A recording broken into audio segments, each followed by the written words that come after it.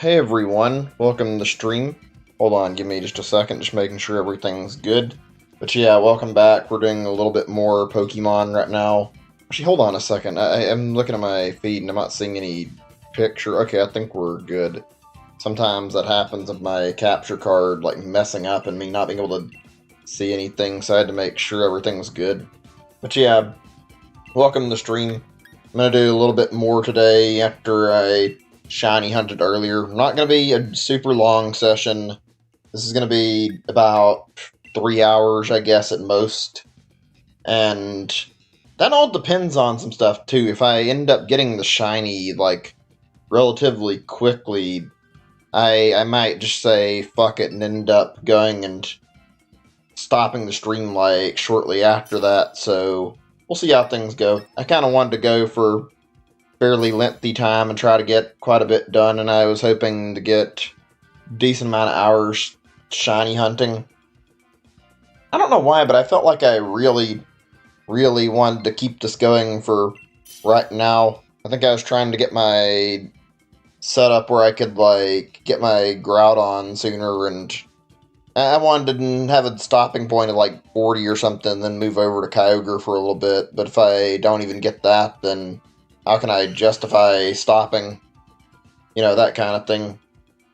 Anyway, how's everybody's night turned out? I mean, going alright for you guys? Not really super interesting for me, not really bad. I went down to Walmart, picked up a few things that I was needing to, like I've been intending. Got some candy, got some chips and, like, cracker stuff. I got some snack food and some TV dinners. It was pretty easy to get in and get out right now. Like, it wasn't like there were too many people. I felt like I got in and out really quick, actually. I'm gonna send a test message in the chat and just make sure everything is working correctly. It seems like it. Also, I need to mute my Chrome. Give me a second. I'm getting the link for anybody who's joining from the Discord. Honestly, I'm surprised how good my shiny luck has been recently. Not like it's been perfect, but I'm very happy with how today's stream and also yesterday's stream went. Could they have gone a little better? I don't know, probably. I'd say more than likely, but things have not been bad. The biggest downside I can give for the shiny hunt is that I haven't gotten Groudon yet. It's only that, really, when I stop to think about it. Like, that's all that's been bothering me, because I got a Sigilith yesterday, I got G-Max Anaconda earlier, and I got myself a shiny Grovyle earlier, too, so it's like, I can't complain, especially after the Grovyle. Like, I've got to be honest, my favorite starter line from Gen 3 is the Trico line. So just having a Grovyle be one of the shinies I stumbled onto, you can imagine how happy I was about that. Honestly, I'm kind of eager to resume this, and oh yeah, I think this thing bug type. Well, I don't think I can use it. Not bug, I was gonna say this thing a fairy type. I think it's bug fairy, I'm not actually sure. And I was gonna say, I don't think I have any poison moves, never mind. But yeah, like I was gonna say, where was I? Mentioning something. Sorry if I am a little bit scatterbrained right now. Oh yeah, we've had, I believe, 4 phases through this one shiny hunt, which is quite a lot, and we're not even at 40 Groudons encountered yet. I have a feeling, a very good feeling, that maybe, just maybe, like, this could be the next big shiny we end up getting, at least during this hunt. I mean, oh shit, I should have healed my teammates. I didn't actually think about doing that. Fuck, it's already too late to change my strat, though. Whatever. But yeah, where was I? Oh yeah, we've been doing this a lot. I'm gonna change my, like, target for like a day or two, and like, a little after I get to 40 encounters, actually, not necessarily tonight, even if I reach that, and if I don't get that far even tomorrow, then I may not do it then. But I want to change it and do some Kyogre hunting, because this Groudon thing, as good as it can go, It's very, very painful to sit here and keep failing and not getting anywhere, so I feel like the idea would be best to go for getting my hands on Kyogre. Let's see, I want to do it to this Lurantis, right? Yeah, there we go, just make sure I heal it, if I can. But yeah, I want to switch to another target for a little bit if I don't get my hands on it. I have a really, really good feeling about this, though. I mean, I don't know, maybe I'm wrong, because we did just get shinies like 2 days in a row, and we didn't get Groudon, but like, I feel like it has to be close. I don't feel like you see many things online where you see like somebody hunt a Pokemon target and their phases go past like 2 or 3, and meanwhile I've done this for a while and had up to 4, so yeah, I think we're about to run into something. Maybe I'm wrong. So, how's everybody doing tonight? If I already said that, I apologize. I'm just a little bit tired. Don't normally stream this late, so a little awkward for me. Also, fuck, really? We lost another Pokemon that quickly? Just fucking not even given a chance to fucking try to actually use Pollen Puff to heal? Well, that's fucking great. We're not even at the boss yet. We're not even that far in and we're fucking losing. Like, seriously, this is going to be a shitty night without any success. I'm gonna be very annoyed if I end up doing this and end up not getting, like, even a little bit of a higher chance of getting the shiny, because the whole reason I started back on this was wanting to get up to at least 40 encounters on Groudon. I've been, like, thinking about, like, how I want to handle this hunt. I think I'm gonna switch my target, actually, from, like, Kyogre, potentially, when I get this next shiny, or this Groudon. That's depending, though. I'm not certain. This is maybe, but, like, I'm thinking about doing Reggie Ice and maybe Reggie Steel or something on the stream. I want to do all, like, 6 of the Reggie Pokemon over time. I just want to win a good time to handle this would be is the only problem. But I don't have any of those Pokemon, and I would like to try. Plus, it could be interesting to try doing a runaway hunt with, like, going and running away constantly, seeing if I can get a Reggie Pokemon like faster using that method rather than trying to get one of these, just because of the fact I'd be bumping into the same Pokemon over and over again. Whereas at this I have to waste like 20 to 30 minutes to even get one encounter. I don't know. Makes you really sit and think about the number crunch a little bit. It's definitely a slow shiny hunting method. I mean, it's not bad though. If anything, I'd say this may be the best shiny hunting I've ever seen in Pokemon. I don't know for sure, like I haven't played every game, but my god, there's some good shit here. Like, in general, like I've gotten so many shinies out of doing this Dynamax Adventure stuff. At 1 out of 100 odds, it really shows, honestly. I feel like I'm getting pretty like decent shiny odds and bumping into shinies pretty often. Look at them. I think I showed you guys my thing. I've got like 7 of them that I encountered through this already, so I've collected a whole bunch. Hopefully I can keep getting more of them. I mean, I'm not really interested in doing this with a commie. And see, the common spawns, blend my words messed up, but yeah, so I'm not really interested in the common spawns, and yet I'm not going to complain either, because I'm glad I'm getting them. I'll just go ahead and attack it with this. Oh, man. Well, we're talking shinies, and don't have to talk this very long or discuss it if anybody doesn't want to, but like, oh, did we lose all of our... What the fuck? What happened? We didn't have 2 people when I started, I don't think. Nah, people disconnected. What the fuck?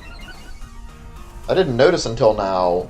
Is that why we're dying? I don't think so, but I'm not actually sure. I noticed we only have 2 in our group right at this exact moment. Well, shit, we got like 2 bots I never noticed. Anyway, what's everyone's favorite shiny Pokemon? I'm curious to hear what all you find to be the prettiest looking shinies. Hope you guys have had any shiny hunting you've gone through. You've had any good luck. Certainly been a little better for me. Not great, though. Hold on, I got something I was looking at on my phone for just a second. I don't think it's anything important. Nah, doesn't look like it. Okay. So, yeah, we're not gonna make it, are we? We're gonna fucking lose. We're struggling to beat a fucking Absol, for God's sake. I can't see this ending up with us beating Groudon at the end of this. If I'm wrong, I'll be happy to be proven wrong, but still. Right, where was I? I got a little sidetracked.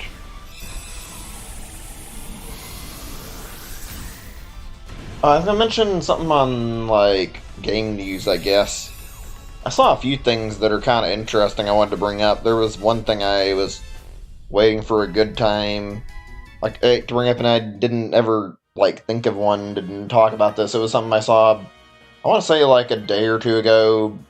I saw this on Reddit. It was, like, a thing where basically somebody made, like, these, or made, well, they made a hack, I guess you could call it, or whatever. They did something with, like, Mario Kart, or Home Circuit, or whatever that game is, and they, like, made some hack thing to, like, read the signs, and they could, like, angle it at a specific angle and mess with it. You could, like, distort the way it looked, or mess around with it really, and, like, make it look like it's pointing in any direction, or stretch it out, do all these neat little effects, and you can even apparently shrink them. There's, like, a bunch of things.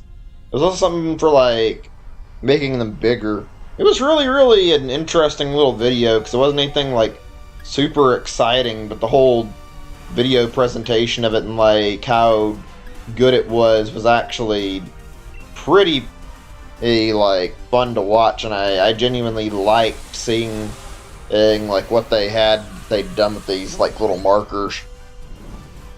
It makes you wonder, like, how many potential things you can do if you, like, take assets you're given in, like, games or stuff Nintendo gives you and, like, mess with them. Something about the hacking seen in games is kind of neat. Like, it's not always good, but it's also not always bad either. Sometimes there's some really cool positive results, even though you might not think that there's, like, anything that'd be too big of a deal, from, like, decreasing, like, the size of, like, the little, what are they called? The markers or whatever you place for the goals. Like, I saw somebody put, like, in the same video, they did, like, a small course they made that was, like, really detailed, and they had these markers in this so that they could, like, mark things on this little course they made. It was really neat, actually. The only problem with it is it looks small, and I imagine you couldn't use it at a very high speed. I'd love to see people make, like, some very detailed course layouts, and then work with them using these kind of things. Like, using around your house is cool, but I want to see, like, what kind of creativity the Mario Kart community can really get into if they're given the opportunity. Like, I want to see exactly how neat we'll get to see of, like, certain things. Like, there was a video, I think, before the game even came out, Nintendo posted, that I found really good, and it was basically, like, somebody at Nintendo had posted, like, a video of, like, something I think an employee did, where they set up a little diagram, and they set up, like, a thing where it was, like, it was supposed to be, like, it came from the SNES game, like, Super Mario Kart, and it looked really, really good. Like, it looked like it was one of the courses out of that, and I found that to be really cool, actually, and really surprising. It just goes to show you, if you have, like, actual talent, and you want to work on that stuff, and you put a lot of effort into it, sometimes it can pay off. Especially if this little, like, these little hacks actually work that you can use to, like, because I don't think you have to hack, like, your Switch or anything, but, like, you can, like, sit here and use this stuff and actually see results out of it. Like, that's cool, because that means, like, even somebody without much, you could make an, if you can, like, use tools around, you can make some really cool, different, like, layouts for courses, even if you don't have, like, a lot of space in your house. Maybe make a little cardboard diagram. I actually have to wonder how much application this thing must have for, like, messing around with like different hacks you could use in that Mario Kart home circuit thing. I don't know. It was just a really neat video, and I wanted to talk about it because I thought it was really cool. Saw it on the Switch subreddit. If you want to know what I'm talking about, go look up the video on the Nintendo Switch subreddit. I think it's on the top, like, listed, like, submissions. I think there's, like, a submission where it's showing somebody messing with, like, the arrows and Mario Kart Live. It's cool. I haven't picked that up. I haven't found it, like, particularly worth the money because it's, like, $100. But, I mean, if you can get more bang for your buck and make it more useful, then maybe it ended up being worth the purchase. I don't know. The whole concept is really cool, but it's really bare bones. Like, I feel like there's only so much you can actually do with this concept. Maybe I'm wrong. I genuinely don't know how you could make this, like, a lot better. I'm gonna try to switch, maybe. Yes, I might need to get a water Pokemon so we can have a better chance of surviving against Groudon. I'm sure there's some other games that have some similar stuff like that I'm forgetting about. Although, I'm thinking right now, like, I wonder how hard it'd be for somebody to, like, make their own Labo stuff. I mean, they do seem to support, like, several degrees of, like, a lot of creativity. Like, they always create, like, I think they have the Labo Garage or whatever in, like, every kit they've released where it's, like, make custom stuff with the Labo. And then the Labo VR, I'm pretty sure, has, like, a whole section where it's, like, you set up and you can, like, make, like, little games for it, I think. I've never used the Labo VR, actually. Out of, like, all the Labo stuff, that's the one that I've, like, not really picked up, but I had some interest in, but it was also kind of pricey, and I paid for the others, and, you know, I didn't really want to end up throwing a lot of money down to pick up the VR kit, even though I was interested, just because it's like another $70, and it's not even guaranteed to be worth the spending. So it's like, do I waste my money on buying it? Nah, I think I'll pass. That's what I was thinking. By the way, since we're talking on Nintendo Labo, I don't think it's a very useful, like, resource to spend your money on. Also, give me a second to make sure. I need to make sure the chat's working, for one. I see somebody's here, but I don't see any messages. Hold on a second. But yeah. Anyway, like I was saying, I wouldn't say it's worth buying because of the fact that it's really, really pricey, and also on top of that, even if it, like, when you take the price out of the equation, like, it's not a lot of game time, at least in my opinion. I think I played, like, the first one, and I didn't get the robot kit. I got the vehicle kit, actually, and vehicle kit has seemingly a little more playability. It's like maybe 5 to 6 hours if you really mess with it and want to do everything in it. Then, like, the original, the first one, the variety kit, though, I did not get much time out of it. I think I spent 1 to 2 hours on each application at absolute best. It was probably closer to like 3 to 4 hours at most when I totaled it all up, and it didn't really go very far. It was kind of a waste of money, in my opinion. The only part of the variety kit that I really found was like a good source of money was probably the fishing, and maybe on top of, like, the fishing, the whole thing with the, like, bike was kind of neat too, because you could, like, make your own custom courses. That was interesting, so I liked that a little bit. Hi there, Steven. Welcome to the stream. I'm guessing I've never seen you here before, so must be me, but welcome to the stream. Oh god. No, we got that far just to lose. Oh, I'm not even surprised, though. I think our teammates got replaced by AI like halfway through the match. That stung a little bit to go through all that just to get nothing. But yeah, welcome to stream. Hope you're enjoying it. Just talking about it, like, certain stuff. Not huge name and profile pic. I'm not actually sure who's who this is then, because I don't remember anybody in my chat room named Steven unless well, I'm not really certain. I haven't been paying close attention to every person that drops by because it's kind of hard to remember every name I see. Welcome nonetheless, though. I mean, that's another problem with, like, YouTube in general, is when you see a name change, it's not exactly easy to identify who you're seeing. Even if it is somebody new, you wouldn't really necessarily know it until you get corrected on it. Ugh, fuck. Hang on a second, I'm just checking on something on my Discord, actually. Nobody's dropped by, not that I care. It's not really something that bothers me too much, but I was gonna see if anybody wanted to help out with the raids right now. Guess not. Ugh. Today's been really, really interesting. Got 2 new shinies and still no sign of getting Groudon yet. And I had, like... Oops, shit. I thought I was... Where's my control? Oh, there it is. I can find my controller grabbing this thing. But yeah, no signs of, like, a shiny Groudon whatsoever, and I've been very persistent trying to grab it. Not really had any luck, though. Hopefully we're really close, though, since I've got quite a few shinies recently. Actually, if you, like, want to go back and check what I got, then you can look at, like I have a VOD up from not that long ago, and I ended up getting my hands on, let's see, I got a Grovyle and a Sandaconda. You can look through that, and I don't remember the exact timestamps that I got it at, and I'd have to check the VOD, so I can't help you there right now because I'm in the middle of streaming, obviously, but, like, that was pretty nice.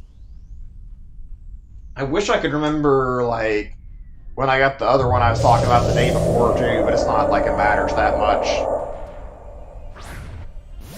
I've got to say, I've been, like, actually liking this, aside from, like, the problem of not being able to get my hands on, like, my target very easily. That's something that kind of sucks a little bit, but I mean, outside of that, this has been a really, really great, like, shiny hunting method. I've been loving, like, how easy it is to get some good shinies out of this.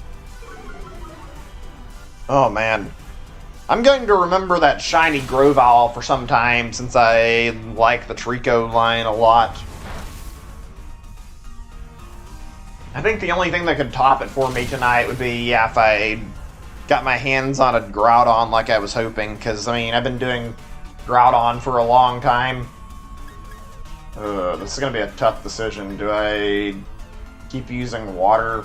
Nah, somebody's got another super effective, I think. I don't want to waste my best attacks early when I could save them for Groudon. I think the whole reason I got this DLC, if I hadn't already mentioned it, was because I was really, really wanting to get my hands on more shiny legendary Pokemon. Prior to this game, I'd only ever had one of them. Hey, Ember, welcome to the stream. Glad you could make it back. Only been going for a little bit, so you haven't missed out on anything important. Just had an unfortunately failed attempt at getting beat Groudon a little bit earlier. That's all you missed out on, really. Also, you said you're getting Age of Calamity tomorrow. That's nice. I wish I could get it right now, but I can't. I don't have the money for it at the moment. Right now I need to be saving up my money. I spent quite a bit to go get some stuff at Walmart earlier. I got like a bunch of chips and crackers and some more TV dinners. Just some stuff that I could have so I can make it where I wouldn't have to sit here with like nothing good to snack on and have a little more variety, have something decent to eat when I'm hungry and I'm not in the mood to eat a meal. I think I'm trying to think, like, what all I picked up for, like, food, actually.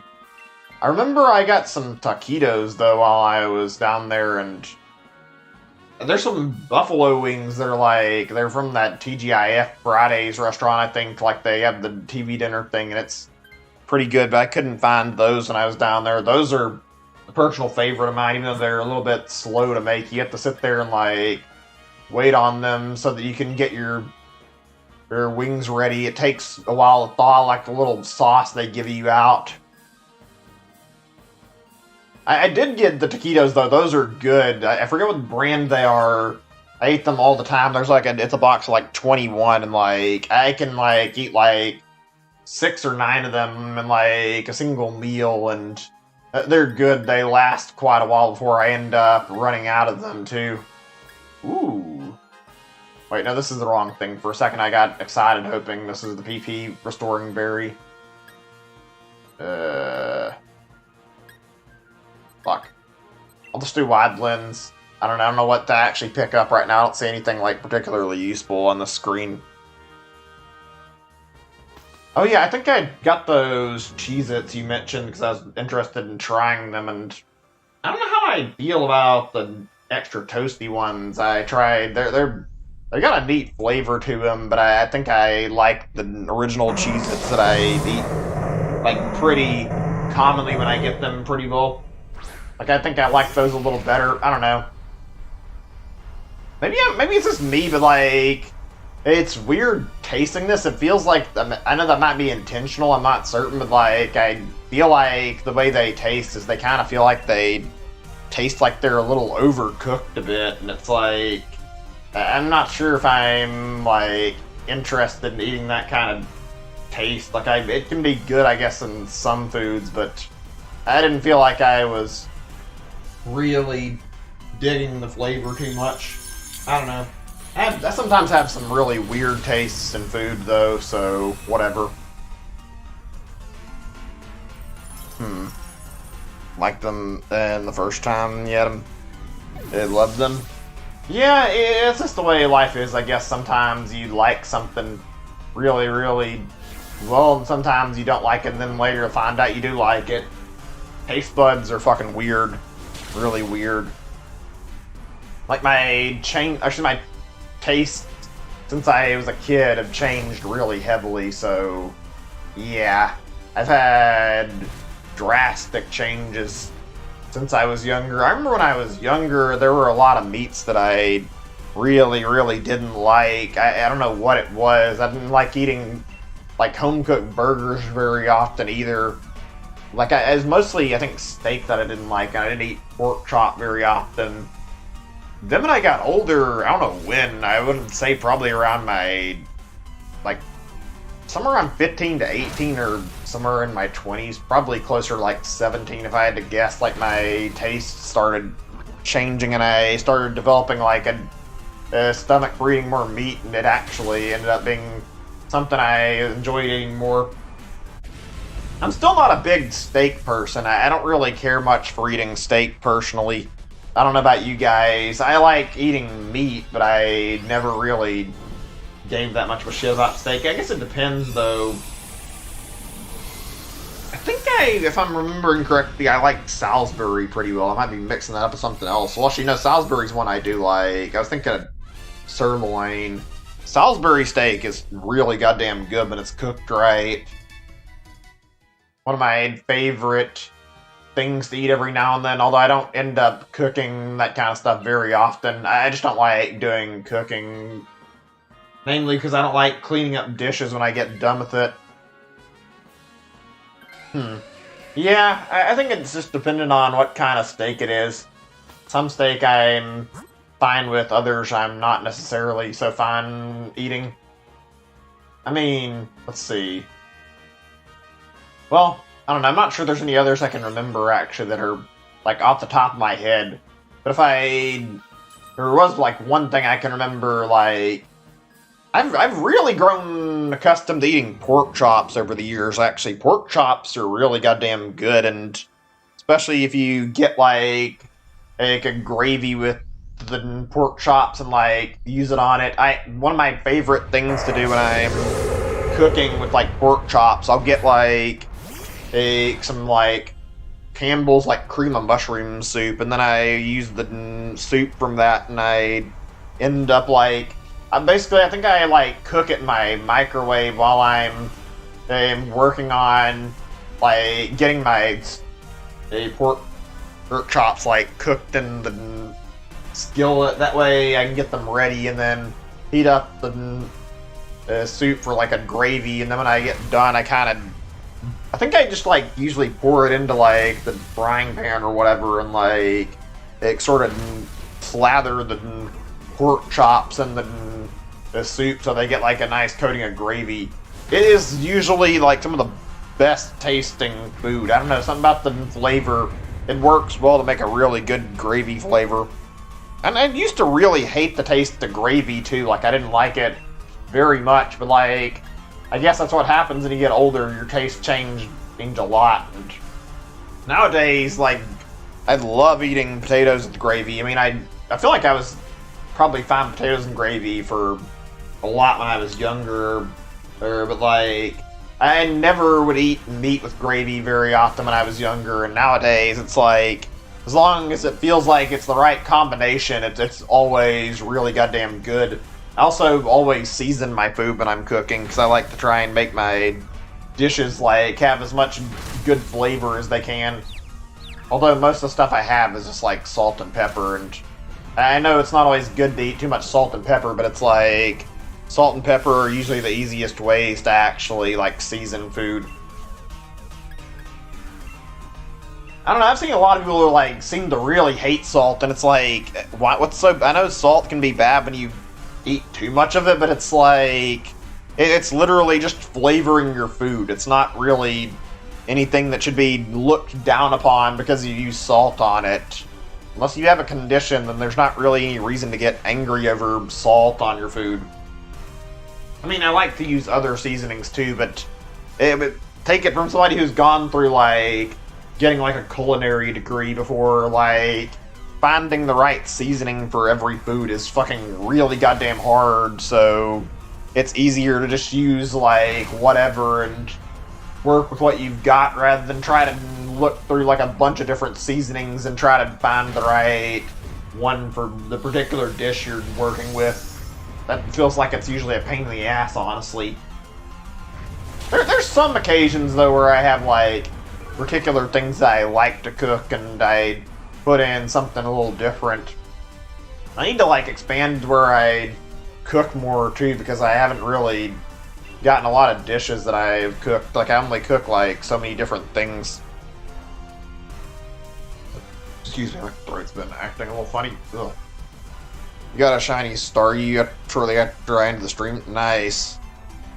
Sounds like it took a little while, but I mean, I'm glad you were able to get it.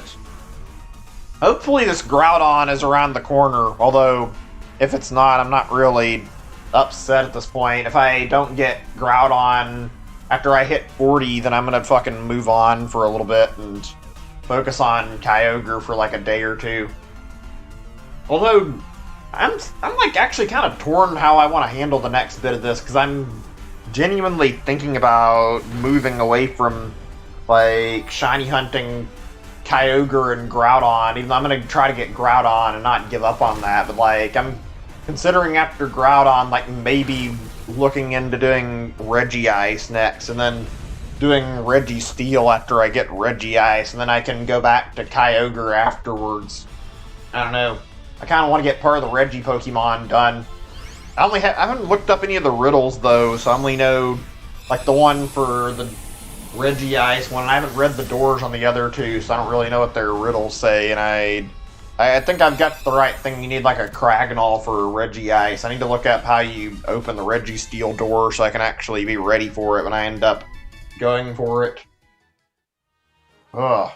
I can already tell yeah, I was like, I can already tell Regice is going to be a fucking awful shiny hunt.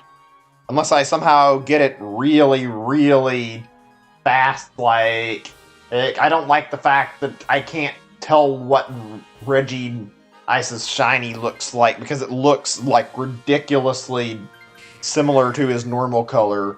That's a problem. That shouldn't even be an issue, and yet there's no way to really tell unless you pay close attention to looking at it. Kragnol and Everstone. I'm assuming that's specifically for the Regice door, but I mean, I'm needing to figure out all three of the puzzles so I can actually get through with all of them if I'm going to do shiny hunting for them. I think I'm going to do Regirock last on like a later stream, and then after I get Regirock, I'll focus on doing Regieleki next. That's like how I want to handle things. I'm just gonna have to do a new profile to get Regidrago. I don't think there's any way around it. Okay, right. Okay, he's got Octillery. I think we can use water moves, not too much worry. Only Crognol's used for Regice. Used for Regirock. That's not too bad then if it's just an Everstone for Regirock. I'm sure I've got several Everstones that I can use for whatever the door wants me to. That should be really, really simple to set up. And I know that Regieleki and Regidrago just have you go down to the door and you have to just have all three of them from the temples to get in. I remember watching Austin John's video on that, and he was talking about how you couldn't just go ahead and bring Regis from like another game into the game and just open the door that way, which is kind of dumb, but whatever. I mean, I don't think it's a big deal. I think I'd rather just wait until I'm gonna have plans to like use another account for some stuff anyway. I don't know if I'm gonna use it for too much, but I want to use on my other accounts and bounce like I want to do like over towards those accounts and like use one for shiny hunting Regidrago, and then after I get the shiny Regidrago, I can send it over to my main profile through Pokemon Home, and then from that I can just use that to get Regigigas spawned. So how does Regigigas work actually, if anybody knows? Is it just you end up like continually fighting it and just doing it over and over again like you do this stuff, or is it there to soft reset? I'm assuming that for Regigigas you're fine as long as you beat it and don't take it. You just keep fighting it every time. I would assume Regigigas is the same property of only showing you if it's shiny or not after you've already won the fight. Because I haven't seen anybody shiny hunt Regigigas on here to like actually know how it works. I don't know. I have interest in getting all 6 of them. I'm definitely going to go after it at some point. Oh man, that's going to be a hell of a fun session, trying to get all the Regi Pokemon and shiny. Ugh. Is it just me, or is it taking a while for this person to like pick their move to actually attack with? Like, what's going on here? Why are we waiting so long? Come on. Been waiting. Okay, whatever, I guess. So, I'm curious, if I haven't already asked, what's everyone's least favorite shiny Pokemon actually you've seen, like, in the game, or just in general out of all the Pokemon you've seen? I'm curious to hear what the worst ones in most people's opinions are. I feel like if you take away, like, say the Gigantamax or Gigantamax, or you know what I'm talking about though, or take away the Mega Evolution from Gengar. Gengar's got a really bad looking shiny since it's literally like the same color. That can be said with like pretty much any shiny that looks like way too close to its original color. It still baffles me if there's like several shinies that intentionally have this decided on. It feels like a lot of the legendaries just have this like exact problem where they didn't really put any thought into the shinies and they just made them look really close to what the original did without caring there either. Oh god. Are we really just one death away when we're this close to winning? Please don't fucking end this in a failure. Ugh, man. I'm not sure what my least favorite is when I think about it. Let's see, I'm thinking on any that I can remember. If I had to, like, name one that I remember probably pretty well, I'd say maybe, like, Pikachu is one I was not a fan of getting in, like, Let's Go Eevee version. It's not like it's hard to get it in any version. Like, they're both about the same, but, like, it was, like, shiny hunted, end up getting after so much time, and then it's like, oh, it looks like nearly identical to a regular Pikachu. If you didn't already know what shiny Pikachu looked like, it would be very, very easy to end up missing it because it's like only a slight bit darker in its color. Ugh. That's something that's really lame. Let me see. I didn't update my counter yet. Let me put this at 36 really quick. Okay, there we go. Should be good. Not really like it's a big deal. Thought I'd bring that topic up. Oh yeah, I forgot to mention the Poliwag line is one that's a little odd too. Poliwag itself is like barely noticeable as a shiny. Poliwhirl doesn't look that much different either. Then when you get to Politoad and also Poliwrath, you get some really interesting and really good shinies. Weird how the first two stages have like not that good shiny colors though. Also, I'm not a big fan of Kanto Slowpoke's shinies except for Slowbro. Slowbro is like the best one out of all three of those. Oh well. Let's see. I'm just thinking, I've got a lot on my mind. By the way, if I didn't already ask, and I'm sure I did, I don't know why I have to remind myself to ask this, like, anybody watched, like, any interesting new shows? I've been keeping up with, like, a certain anime that I was going to bring up on the stream lately, like a really weird one. I watch a lot of stuff, and I was watching something new that I think it's called Akudama Drive or something. It's like a thing where it's about criminals, like, it's a weird anime, and you see these, like, outlaws, like running from the law, and they get stuck by some contract, and you're watching like this weird futuristic story where they're filling this contract out and they're helping these like kids. I think it's weird. I can't really completely describe like the whole plot of it very well because I still don't completely understand what the fuck I'm watching myself right now. Like, it's still really confusing, and it's only like 7 episodes in the actual show. It's been odd. I don't know if I'd recommend it necessarily or not, because I feel like I'm gonna have to watch the whole thing to see if I end up actually liking it or not. I don't know. I'm watching right now is Great Pretender and Uragairu. Oh yeah, Uragairu I used to watch like some time ago. I watched it and found that alright. That was a pretty decent show. I might actually catch up on seasons I haven't seen. Like, I need to catch up on some older shows that have been updated that I haven't checked in on. That's one of them, actually. Let me see. Oh yeah, I watched The Great Pretender, like, actually relatively recently. Like, I saw, like, while it was ongoing. I liked it a lot, honestly. The first case of that, like, the way they handled that was actually really good. That was clever. I liked what they did with it. That was my favorite. And then after watching like the last one, I liked all of them to an extent, but the final case kind of is not the best, honestly. The way they handled it like the last episodes, it feels like they took everything they worked towards with the last cases and they kind of tossed it out the fucking window, to say the very least. I'm not going to spoil what happens, but I feel like the resolution for how they handle the end of the show is absolutely not that good. It's got a very, very kind of ending, and I was surprised, and I checked on like the fan base to see like what the general reception to the ending was, only to find that I was in the minority who didn't like it very much, because I was like, I don't know, I figured people would be less okay with how they handled it. Not like it's a really big deal. It was a neat show that was done by Netflix. I didn't watch on Netflix. I don't have any subscription services, but still.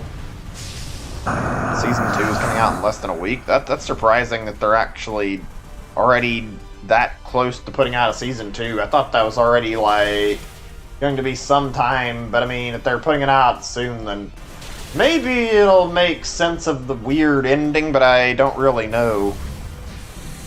I'll have to check that out when that happens and see what's going on with it. I don't know. I liked it up until the very ending, so I'm not exactly opposed to watching more if it can end up like feeling like it makes sense of the way everything ended. It was a really good show up until, well, the very end. I just didn't like the way they handled it. That first case, like that case, genuinely was like best case in the whole damn anime, in my opinion.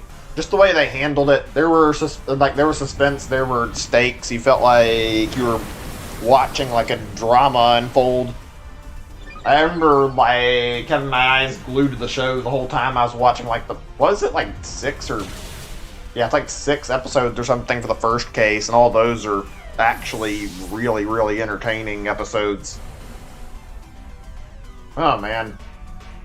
So, actually, since we're talking about like shows and also anime, like, I was gonna mention something I almost forgot about, like, I made like an Ace Attorney anime like a few years ago, and I've already watched like all of it because I like the game series quite a bit. I'm surprised they haven't continued it yet. I wonder if they're waiting on like the anniversary now and they're planning something with that. Like, there seems to be a lot of stuff that's going to be happening with Ace Attorney next year if this whole Capcom leak is to be believed. So it's like, where's the next season of the Ace Attorney anime? Like, why have they not moved on to a third season and started covering like the events in Apollo Justice, or did like the Ace Attorney investigation stuff? That would be a good thing to go over. They ended it like right after Trials and Tribulations, and that was kind of disappointing because I wanted to see them tackle like more of the interesting stuff in like the later games. I really liked Dual Destinies and also Spirit of Justice, and I would love to see how they adapt those games in the anime.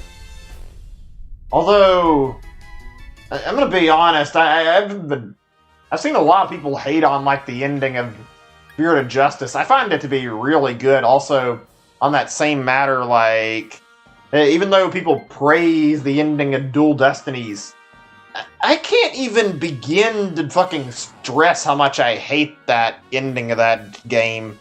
It's not terrible, but like, I'm gonna be honest, I feel like they pulled a really stupid trope for the last ending, or whatever you want to call it. Maybe trope's not the right word, but the way they handled the big bad guy of the final case of Dual Destinies was so fucking stupid. And also, on top of that, like, it was split up with, like, into 2 cases when, and really, it was just, like, 2 parts of one bigger case. And it's like, I don't have a good feeling when they do this shit. It's like, I don't know, I feel like it's better to keep it as 1 giant case rather than make it 2 cases and then make it longer. That's something I really didn't like. And while I'm talking about Spirit of Justice had a much better approach to this, in my opinion. There was like a lot of content in Spirit of Justice. In the final case, you practically get like 2 cases worth of content, and they all like they all lumped it together under 1 case. That was actually really goddamn good. That was like one of my favorite points of the game. Like, both the things you see in the final cases are actually fucking really well done and really well, like, thought out. God damn. Oh, man. I think eventually we're gonna return to stream like I'm hoping to. I'm gonna have to stream that game, so, like, I feel like I really, really wanted played Spirit of Justice on stream. Might have to do the other Ace Attorney games first, but I'd like to play that game on stream if nothing else. That game is worth it. If you guys are interested, actually... Hold on a second, I need to check something really fast before I continue. Well, look at something on my live page, that's all. Okay, I think we're all good.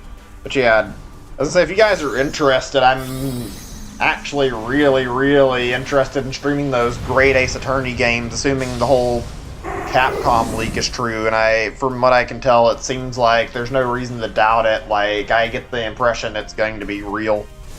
Okay, I guess I was expecting maybe I'd get a chance to Dynamax and use Max Quake. Guess not, whatever. I want to play those really badly, and I feel like streaming them would be really good since they're practically standalone from the rest of the Ace Attorney stuff, so I feel like that'd be a really fun thing to do. Wouldn't need to have the context of playing the entire Ace Attorney series on stream to do that. Probably wouldn't watch those. They spoiled. I don't entirely blame you. I mean, it's all up in the air if I can even get around to streaming that, if things get better in time for that kind of stuff, but if they do, then yeah, I'd like to. I feel like it'd be really fun.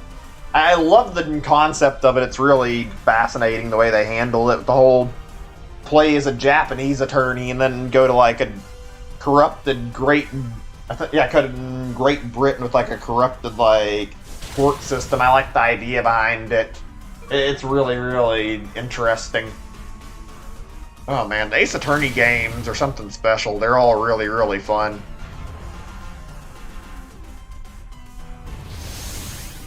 Oh, fuck. Let me see, I'm thinking right now. Also, saw some of the chat that I didn't check very carefully. Apparently their stuff from 2021 to 2024 got leaked. I wonder if that's new stuff that's been leaked or what. It kind of sucks for Capcom, but I'm not entirely surprised, especially if somebody's actually fucking trying to use a ransom leak to fucking basically hold their information hostage, whether they don't pay up for the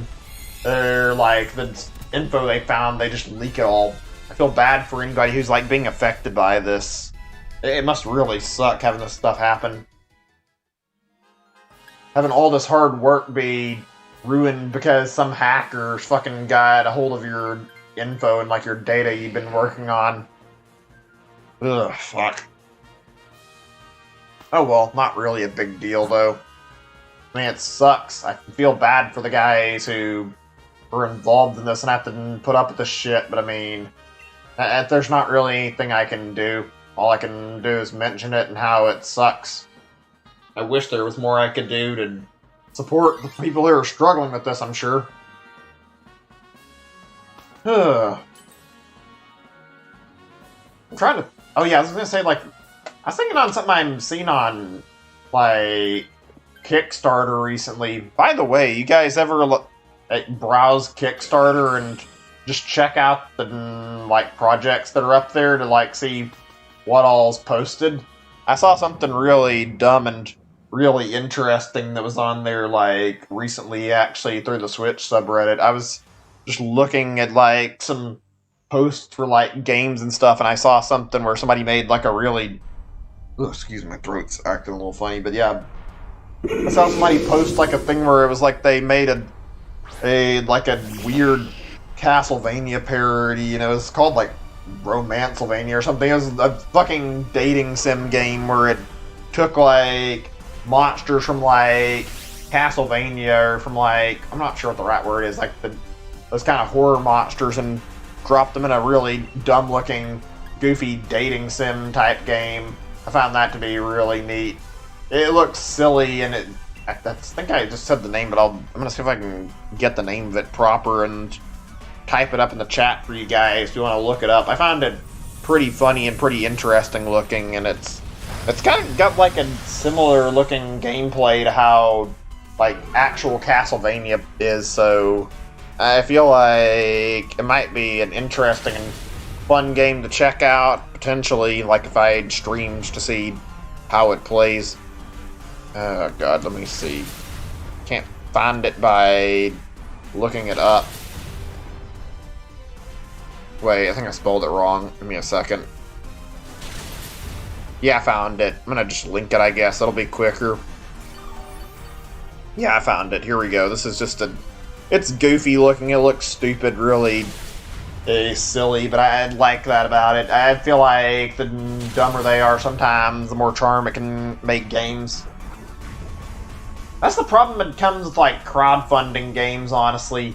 You get into a huge issue of, like, well, you end up paying and get a really high-quality product, or you get a really shitty product. It's not actually worth it. It's a giant gamble if you actually want to support an dev or not who's putting their product over on Kickstarter. I think I've only kickstarted 2 things out of all the time I've ever like used Kickstarter for anything.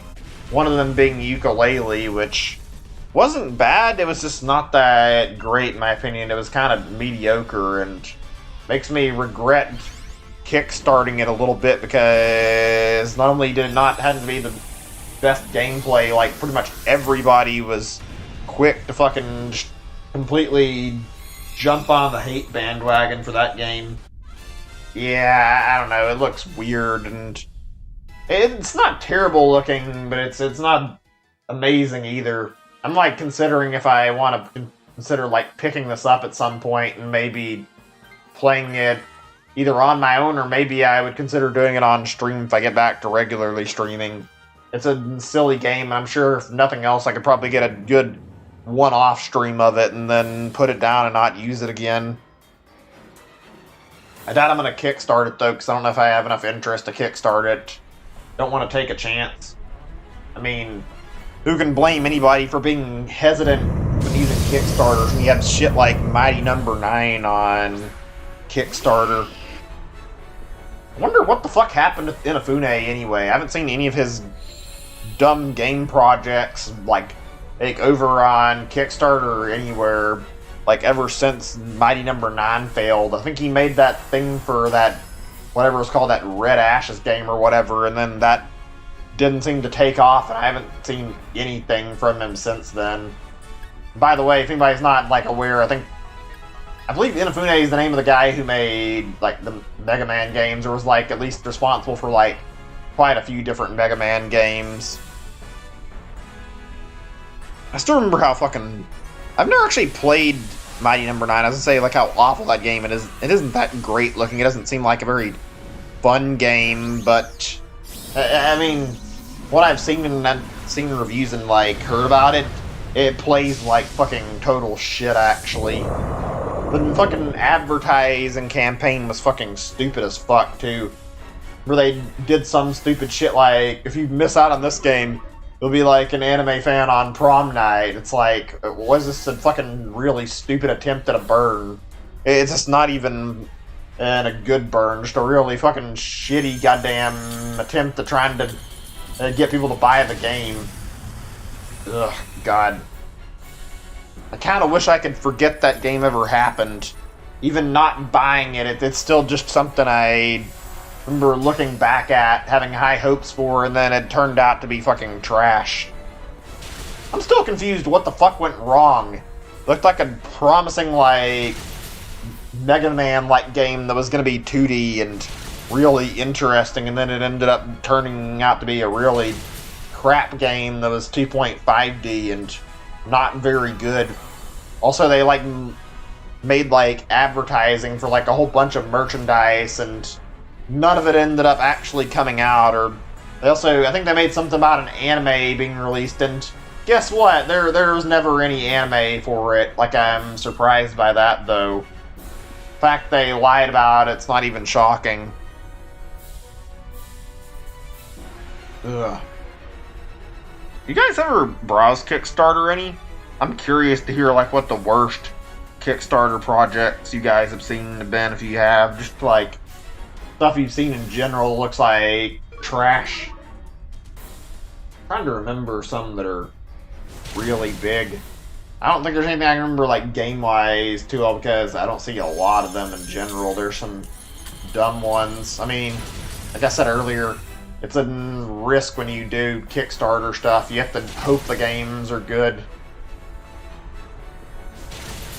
You get those gambles where you get good games like Shovel Knight sometimes, then you get stuff like Ukulele, which isn't bad, but it's not very great either, and on top of that, there's like Mighty Number 9, which I feel like that kind of terrible game is more common. Also, I've noticed Kickstarter's kind of turned into a place where people like drop their game ideas and then end up taking all the money that they get for like funding a game and never actually end up making it. I've gotten to the point where I never wanted to like fund any games on Kickstarter as a result of that. I remember I took a risk to like expend Kickstarter money on the Wonderful 101. I feel like I made a decent choice doing that. That was one of the better Kickstarter decisions I've made. I remember back in the day, actually, some guy made like a fucking Kickstarter for like making a sandwich or some shit, and like literally like a day later, like he got like well past his goal, and I think he got like $1 million or some shit. I don't get why people would fucking want to fund money towards some dumb Kickstarter project that won't actually fucking matter. Like somebody making a sandwich. That's fucking somebody looking for an easy way to get money off of people and probably end up wasting your cash on something that's not worthwhile. Like, that was a fucking weird thing to read. I don't remember who the fuck made it. It was probably like a good long time ago, but I remember reading this topic or hearing about it on like YouTube. Never had interest of fun Kickstarters. Yeah, I don't really blame you. I remember back in the day, like I used to watch iDubbbz a lot. I didn't watch it as much because I don't really care about seeing his newer videos. He's not gotten that much worse. I hear a lot of people say his content's gotten shittier. I don't know if I agree with it, but I remember like a lot of videos I watched of iDubbbz. One of his things being that Kickstarter crap segment he did. Like on like certain videos, he would upload like really bad Kickstarter projects that he'd talk about on his YouTube. See some really dumb, really interesting things pop up, and like a lot of them were like interesting ideas. They also were like really stupid and didn't actually work out, and like it was like usually a scam device with this stuff, or there were just like really terrible ideas that sounded really dumb, had literally no purpose, and he would take the piss out of them because of how stupid they sounded. It's really interesting to look at that and like see all the different things people have posted. I can imagine you could bump into some really weird Kickstarter projects if you really look very carefully. Alright, moment of truth. Let's see if the Groudon's shiny, which I bet it's not. Nah, there's nothing yet. Okay, whatever. We're gonna keep moving. Things have been going a lot better than earlier. Not by much, but I mean, we got 2 Groudon kills already, and we're actually above my hope for right now, because I was hoping to get a minimum of like 40 KOs by the time I was done with this. Oh, man.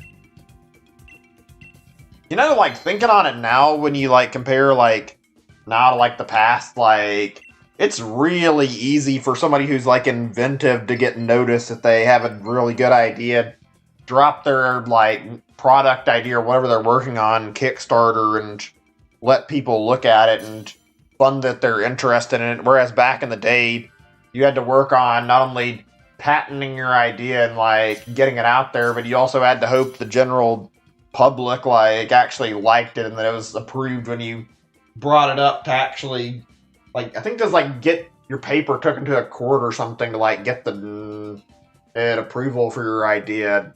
It sounded like it was a lot more messy than it is now. Whereas nowadays, yeah, you can just, like, throw anything idea up and see if it sticks, and if it's good, then it'll get funded. I'm gonna be right back, actually. I feel like I've got a little bit of taste from those Cheez-Its in my mouth right now, actually, and I'd like to get that. Get some water, and, like, drink it to wash that down. Doesn't happen very often.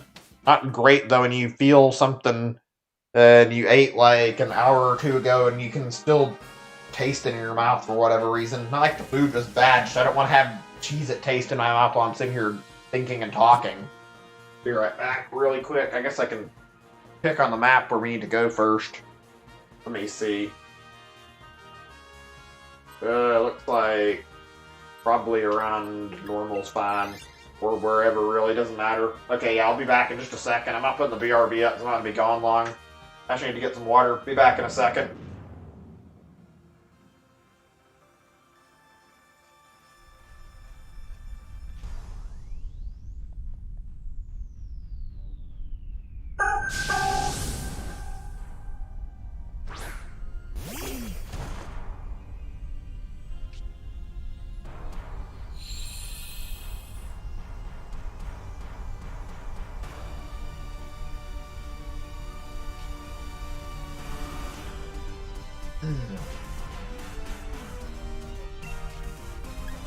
Alright, I'm back. Give me a second.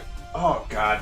Must have drank fast. I'm feeling a little bit of like a weird pain in my throat for just a second when I started swallowing the water. I'm sure it'll go away in a second. I kind of want to talk food talk a little bit more. I don't know why I'm in the mood to talk about food right now. I guess I'm a little bit hungry. I did eat lunch and I haven't had any supper yet because I figured I'd wait until after I got done with my streaming for this and do the other bit I was planning to do today and see about after that, like looking around for what I'm in the mood to eat.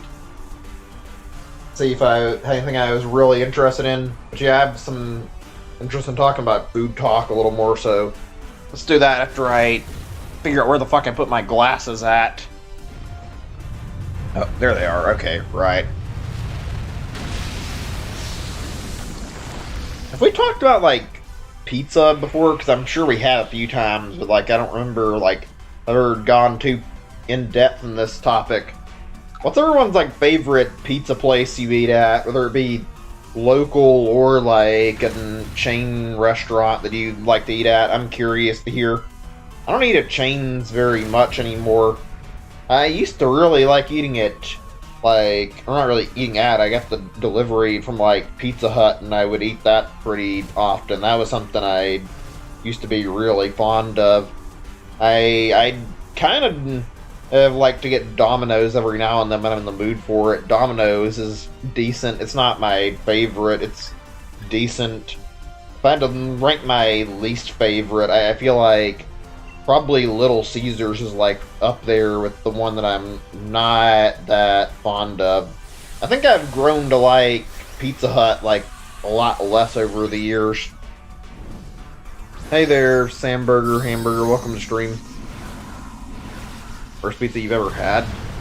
That's surprising. I mean, I'm not gonna say it's amazing, but I didn't really ever find myself loving Pizza Hut too much, and I wouldn't say it's the worst I've had, but when it comes to fucking Little Caesars pizza, it's funny, like, it was actually, like, a point where when I got it, like, and it was, like, it was just moving around, like, Little Caesars was actually, like, a pretty good, and their pizza was, like, some of my favorite. Like, it was started off really good, and then as it, like, was around longer, the taste degraded in quality. Like, they stopped giving a shit about their pizza they made.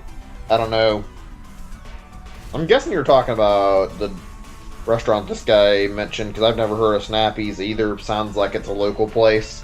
But Little Caesars definitely isn't local. Little Caesars is like a chain business, and Little Caesars, I gotta say, I cannot stand eating their pizza at all.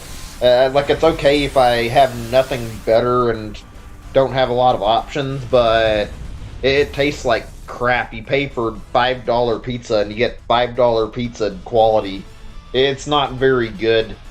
Last time I had it, it was alright, I guess. Makes me regret eating it. Yeah, I liked it a lot when it was, like, first in my area. It was good. Then it just stopped being good for whatever reason. I guess they stopped giving a shit because they were, like, putting such a low price for the pizza. Genuinely, like, when I eat pizza, I think my favorite is to eat at, like, local places wherever I go. One place I remember, like, really liking in our city that actually, I think it's just moved in, like, sometime recently. There's a place kind of close to me that's called Lazy T Pizza. They have some of the best pizza I've had. They have some fucking good pizza. I've eaten there several times, and I really like the pizza there. It is so good. It's small, too, and it's not, like, it's small where you feel like you're getting ripped off, but you can, like, buy it at a reasonable price. And I don't know about most people, whenever I eat pizza, I don't usually finish a pizza if I'm eating alone. I end up eating, like, part of it and get, like, 4 to 6 slices eaten, and then the rest of it ends up going to waste.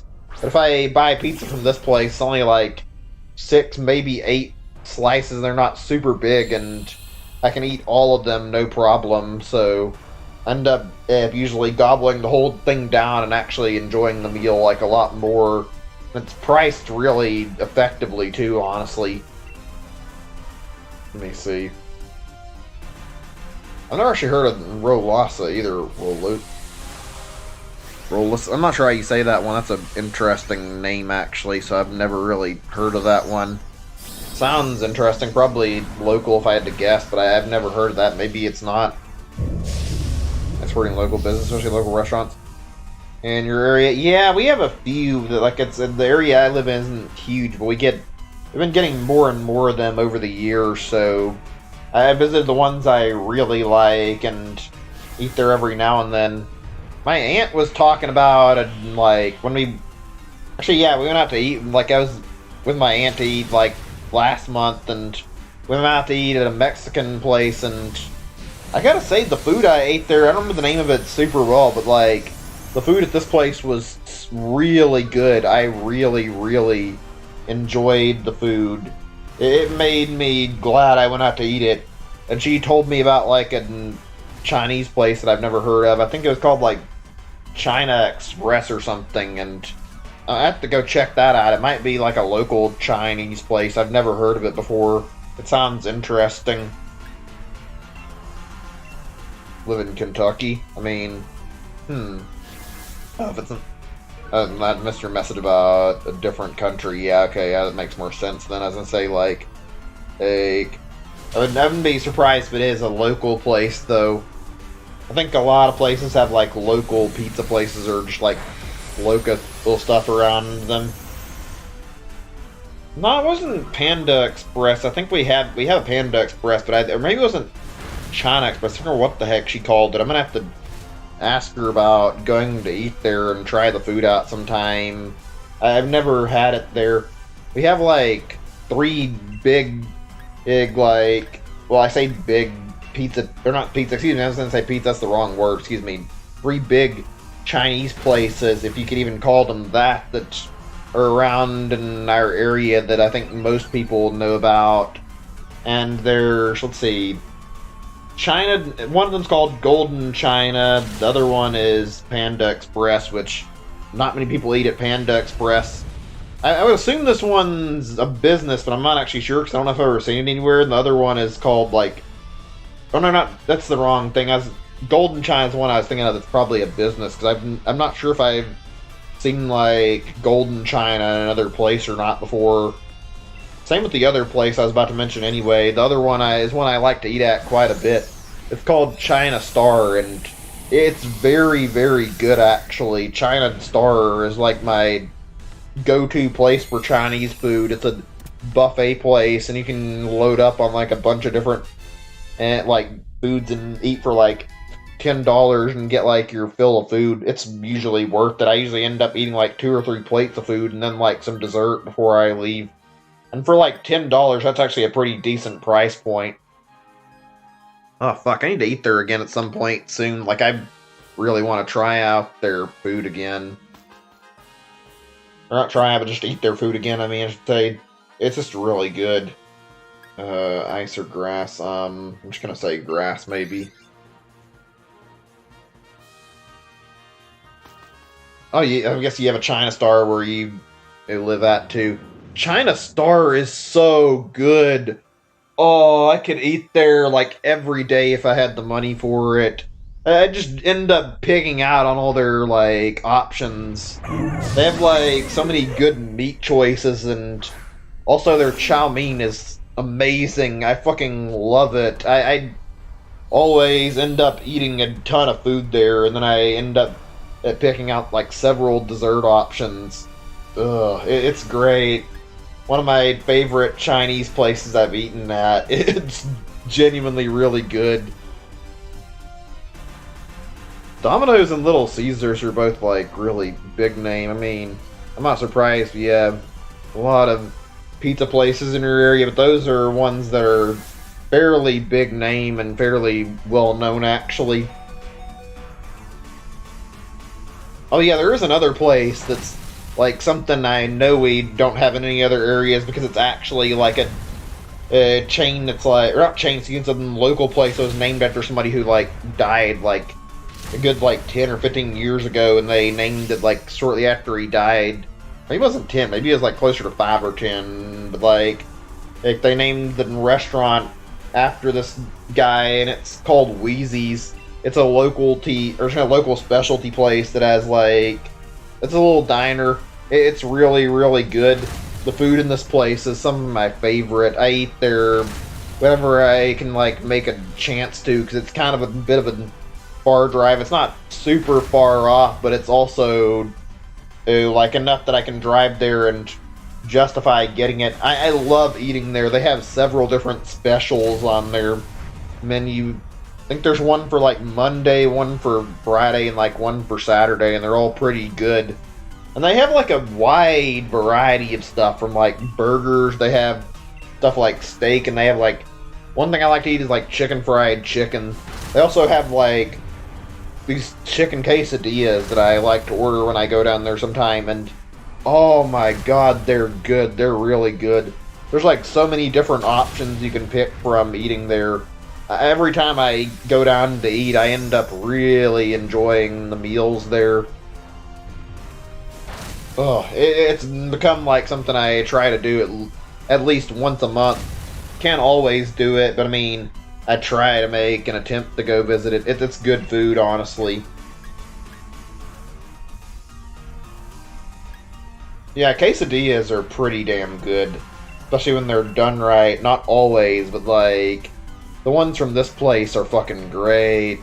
If there's two like Mexican things I can say that I really, really love eating, one of them would be the quesadillas. Easy. Quesadillas are one of my personal favorites. Let's see, what's the other one I'm trying to think of that I should be able to remember right now? Can't remember the name of what I'm thinking of. Oh shit, I shouldn't be struggling so much to remember what this is called. I'm sure somebody will jog my memory when I mention this. It's like you take a little tortilla and you wrap up like some like beef or like chicken in it, and you can put like cheese or lettuce or whatever. I forget what they call them. I can't remember what they're named right now for some reason. And I know it's a fairly common Mexican dish, and I can't remember the name of it. Why can't I remember it? I feel like I always forget when I want to talk about this.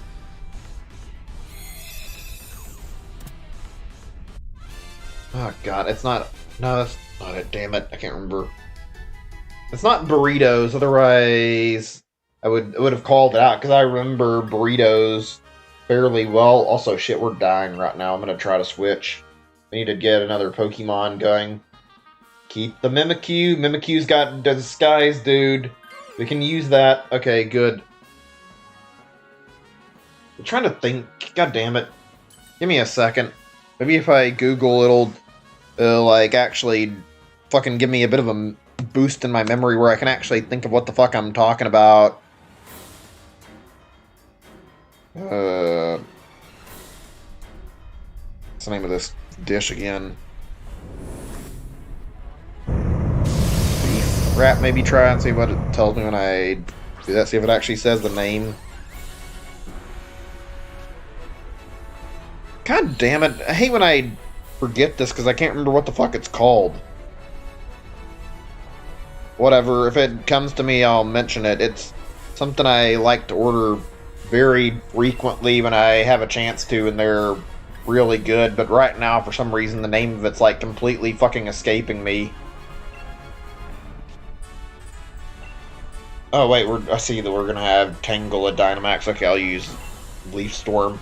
I don't really happen to be big on Mexican food, but there are some dishes I really do like eating from Mexican places, though. Like, I'm a sucker for having like a good enchilada, like a good plate of enchiladas. Those are pretty good to eat, honestly. Those are nice.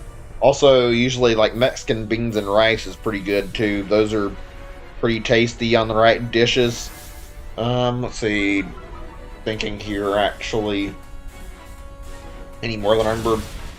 You guys have had sopapillas before. Those are really good. I think it's like they take... I think it was something like they do like ice cream in like a like little wrap or something, and they'd like put honey on it and you eat it. It's good. I don't remember like specifically what they're like, but they were good. those were like a really neat dessert I've had, and they're one of my favorite Mexican dishes too, just because a really neat Mexican dish that I had only found out about like some time ago. Oh man. Let's see. I'm thinking if there's one more I can name off the top of my head or not. Nothing's ringing any bells right now. Oh well. Let's see. Let's talk some other food for a little bit, not just Mexican. I mean, I'd like it if I could remember what the fuck I wanted to talk about, but I'm gonna forget about it until it comes up in my head. Let's see. You guys eat Italian very often? I'm not sure if I, like, am really big on Italian, but there are some really good Italian dishes I've had before that are pretty good. Eating, like, spaghetti that's actually, like, Italian style is actually a very, very interesting experience, to say the least. Like, I remember eating that, and it was really good. Like, they had, like, a lot of sauce on the spaghetti, but it was something I enjoyed eating quite a bit. Hey there, Wayne. Welcome to stream. Oh, yeah. China Star is a place that's, like, a Chinese chain. It's good food, honestly. Also, welcome to the stream, Wayne. Good to see you. Wait, what?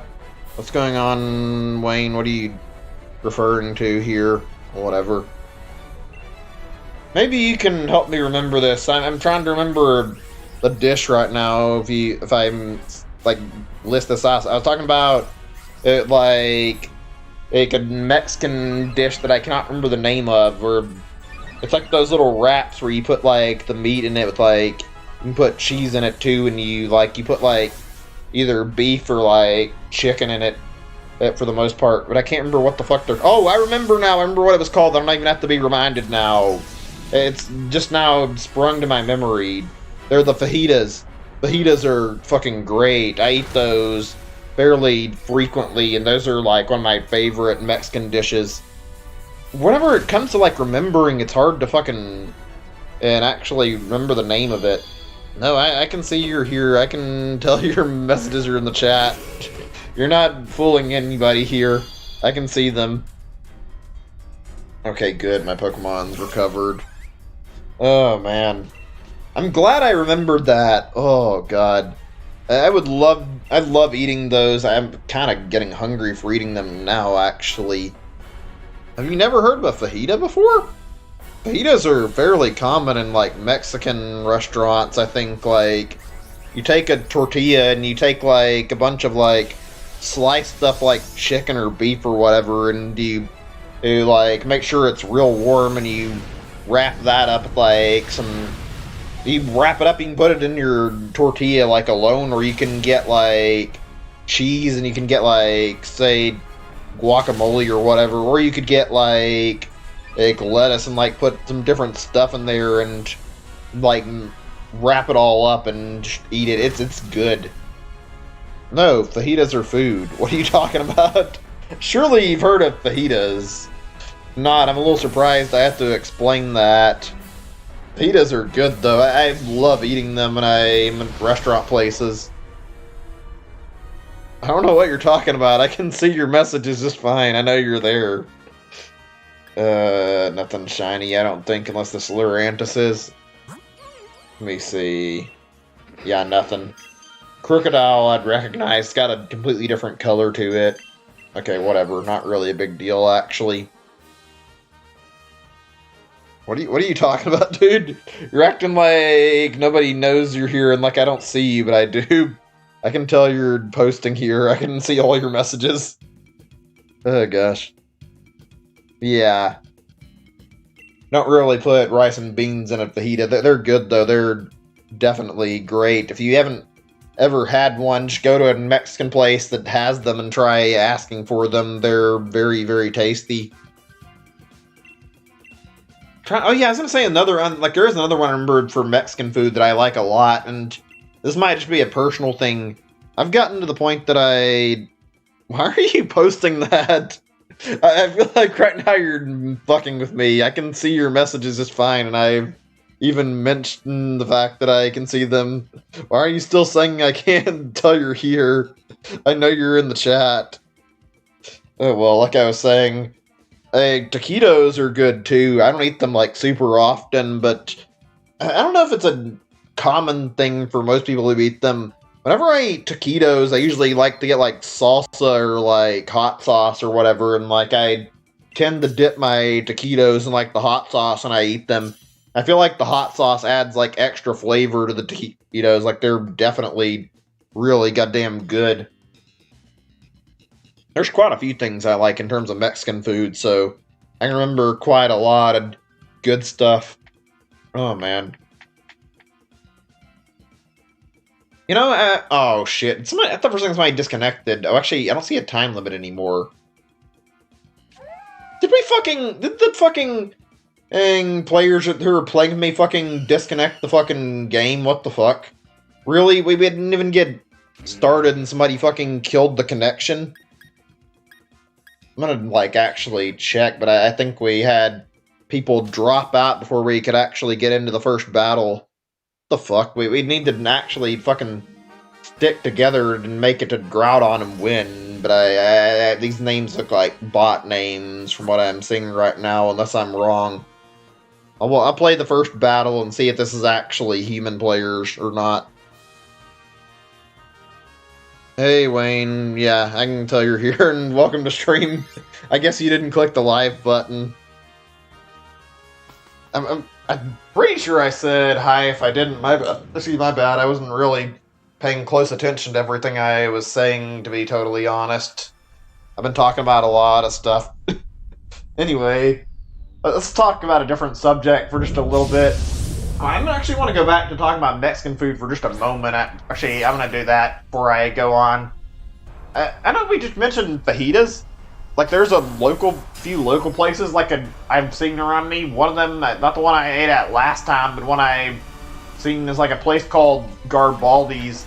They have some really interesting like menu items on their like list.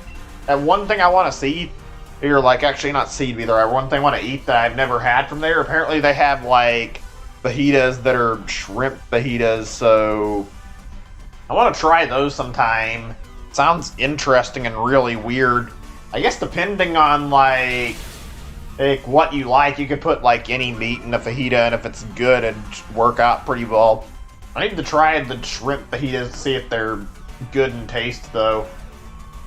Wait a second, did I pick Kyroge when I was picking? Because I don't remember picking this thing. What the hell?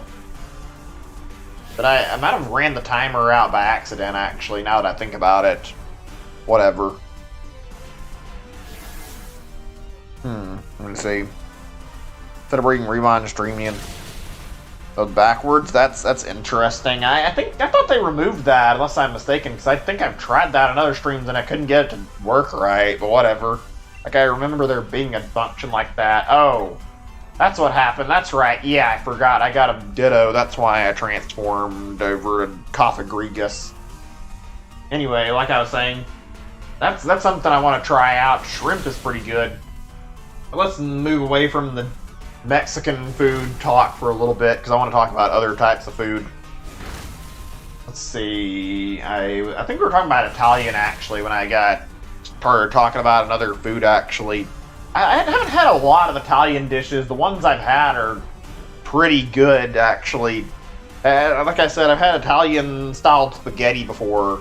It's pretty good, but good God, like if you have like it from an authentic place, they fucking lay the sauce on very, very heavy, and it's like you can really taste how different it is from like ordinary spaghetti.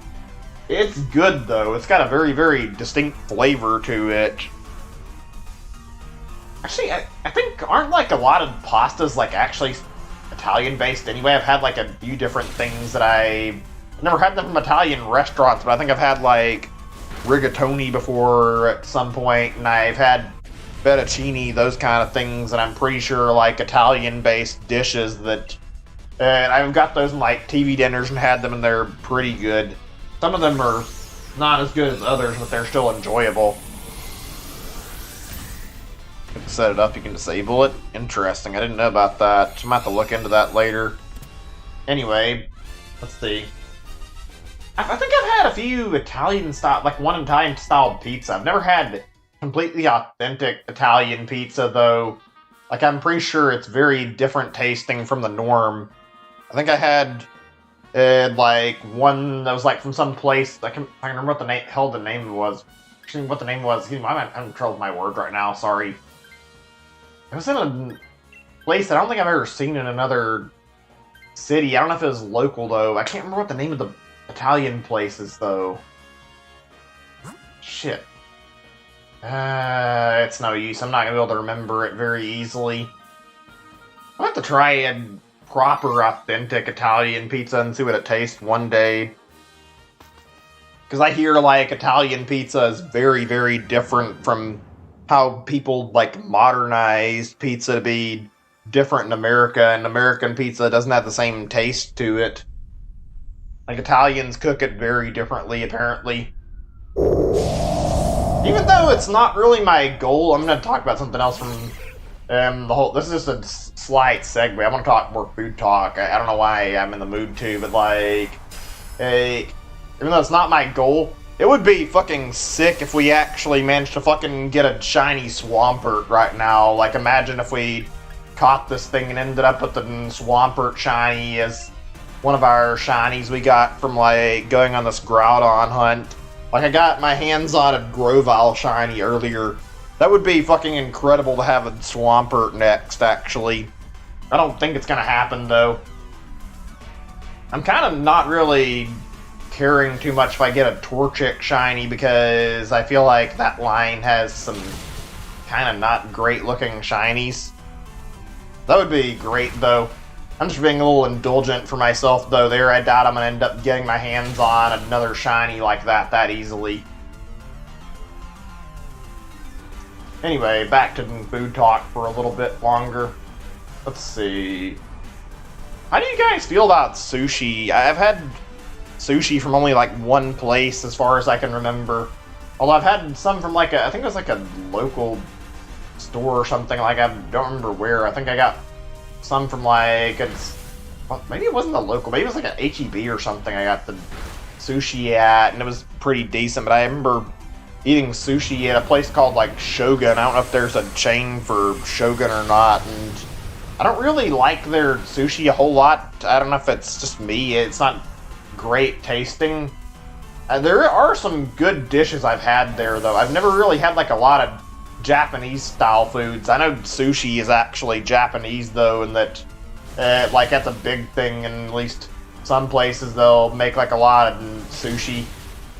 One thing I remember eating from Shogun that I actually really liked was I got like actually was interested in trying what calamari was like, and I remembered I went there and I actually ordered like the calamari, and I think I remembered having like it not only cooked kind of close by, but we had like at the point where I got situated in a table like near a whole bunch of other people, and we got to watch like the chef actually cook the food on the table. It was actually really neat.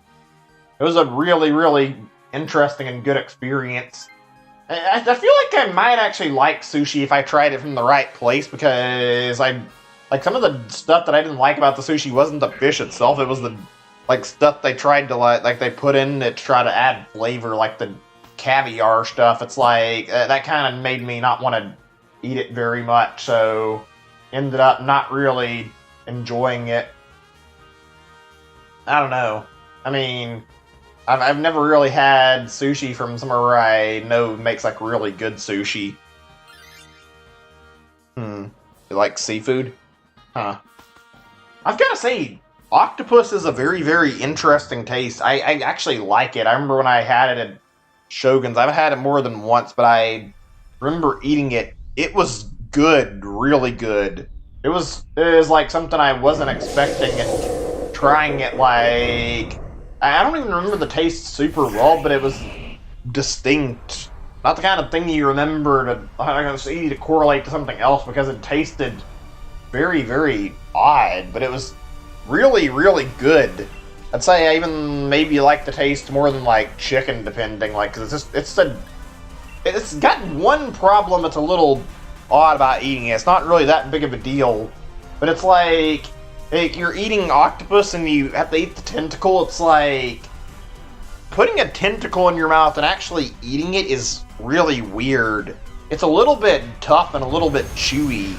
It takes a little bit of time to like eat it. Like it's not it's simple to eat, but I mean, I guess it's what you'd expect from eating a tentacle. It had a great taste. I wish I could think of what I could compare it to. It's like really good.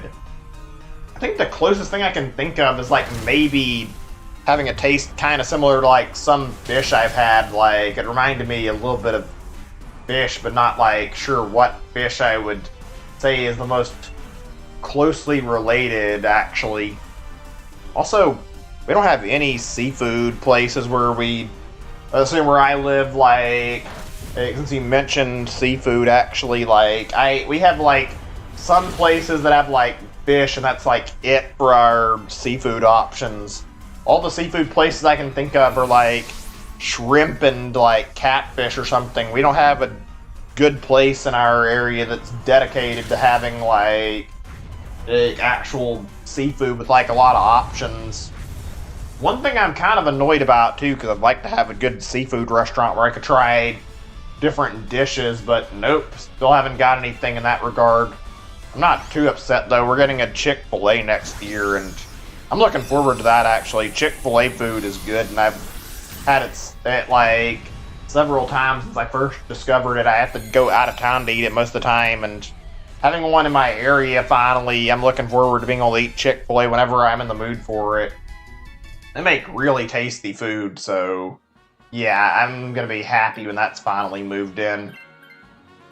I think we had a rumor of like a Red Lobster being moved into a or not, I want to say that completely wrong, excuse me, my brain is just I had a major brain fart there, excuse me, but yeah, I remember in my area, there was like a rumor of like, rumor of Red Lobster, I think, being moved in. I think this is like 10 or so years ago. I don't remember how long ago it was, but yeah, it was definitely a long time ago, and there were like a lot of rumors about it happening, and it never actually ended up like getting moved in where we were at, which is kind of lame. I wanted to try it because it's a very, very well-known seafood place. But whatever, it's not a big deal. I guess I'll do, I don't know, should I do Water Pledge? I'm gonna do Blizzard right now, so I don't feel like that's as much of an issue, because I don't have to deal with my like attack not doing a good chunk of damage and I'm using Blizzard. I don't have to deal with the fucking weather. Yeah, I'm from Texas. I'm not from Arkansas. To be completely honest, like a lot of people from Texas have a very similar sounding accent to what I've got. It's just an accent you get from living here that long. Not everybody, but it's just the way Texas is, I guess. I mean, not everybody has an accent, but it's easy to get an accent living here, honestly. I mean, I've lived here my whole life, so it's not too surprising I have that Texan accent. Oh, man. Thinking I had something I was needing to bring up regarding food, and I just forgot what it was. For me, it wasn't regarding food, actually. I don't remember what I was going to mention. Hold on a second, I'm just going to check the chat. Also, I think you were talking about Chick-fil-A when you said this, but like, no, Chick-fil-A is not inappropriate. It's I think you're thinking of it in the wrong terms. Like, it's meant to be a pun on the word fillet, like how you eat like a fish fillet or whatever, and like Chick-fil-A is like a pun about like a chicken fillet or whatever. And it's not meant to be dirty sounding. This is meant to be a really silly pun sounding name. Also, they have some weird advertisements. They're not bad, but the whole cow holding up like the eat more chicken sign is a really silly advertising campaign. They say Georgia. Hold on a second. Hold on a second. Actually, no, I'm remembering wrong. Yeah, I was gonna say, I thought I misread something earlier. My bad. You can ignore what I said there. Kill to sound British. I mean, British are alright, but eh. Hooter? I mean, I didn't even mention Hooters, actually. Unless somebody else mentioned it, actually, in the chat. I don't think so. Hooters is a really weird chain restaurant, like I don't know if any people actually go there for the food. Great. Wait a second. Wait a second. Can somebody rewind for a second? Did I fucking defeat Groudon and then not take the Pokemon? I'm pretty sure I ended up losing, though. I'm pretty sure we didn't win. I was gonna say, like, I don't remember seeing us lose. That's the thing. I think I just looked away and Groudon killed us. Oh no, that was somebody in my chat mentioned and a restaurant I'd said they thought it sounded inappropriate, and I was correcting them because of the fact that they're talking about Chick-fil-A, I believe, and Chick-fil-A is not meant to be inappropriate sounding. Yeah, that's what I thought. I wasn't certain about that. Yeah. I've never heard of anybody actually go to Hooters for food, though, yeah. A lot of people just go there to stare at the waitresses, which is really, really dirty, but, like, it's just society, I guess. You can't really control people going there for stupid reasons. Oh, gosh. Whoops, I wasn't ready to hit the ready button. Whatever, though, it doesn't matter as long as I get a fourth person. Oh, yeah. Here's another good restaurant to talk about for a little bit before I forget. Like, or maybe just talking about this in general, like a type of restaurant that I like to eat at, but like one of my restaurants I like to go to and eat at would be, I like eating at Denny's, or also I've never had at it before. I'd like to go eat at like IHOP, though.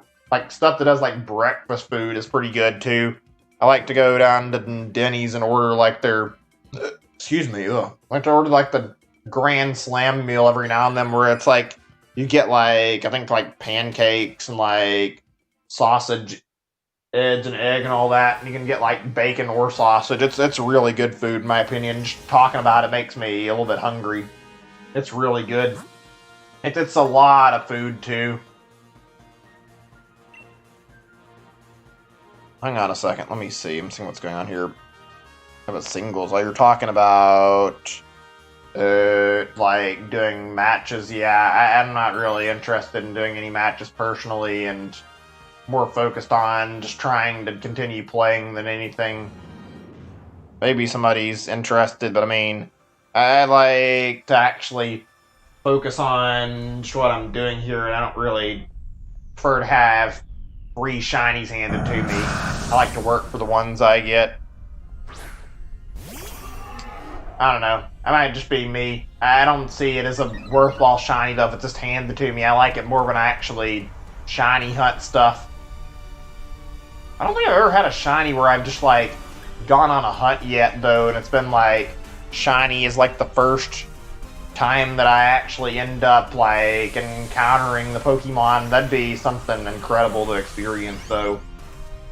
Maybe, like, if I go back to Kyogre, there's a potential of me getting it early, but I don't expect that to happen anytime soon, and to be honest, Kyogre is the kind of Pokemon where I'm expecting we're not going to get that lucky. We've already done one hunt. We're seeing one KO on it. I expect it's going to be very hard, the same way that Groudon is, but probably less trouble than Groudon. Let me see. To get a battle. Sounds like fun. I mean, it's not too hard to find Pokemon battles, usually. Hang on a second. Hey, Nintendo doesn't play Pokemon. Yeah, I'm not the biggest Pokemon fan either. I had bought this game from somebody on the Discord, like, peer pressuring me, basically, and I should have stood my ground when this game was, like, brand new.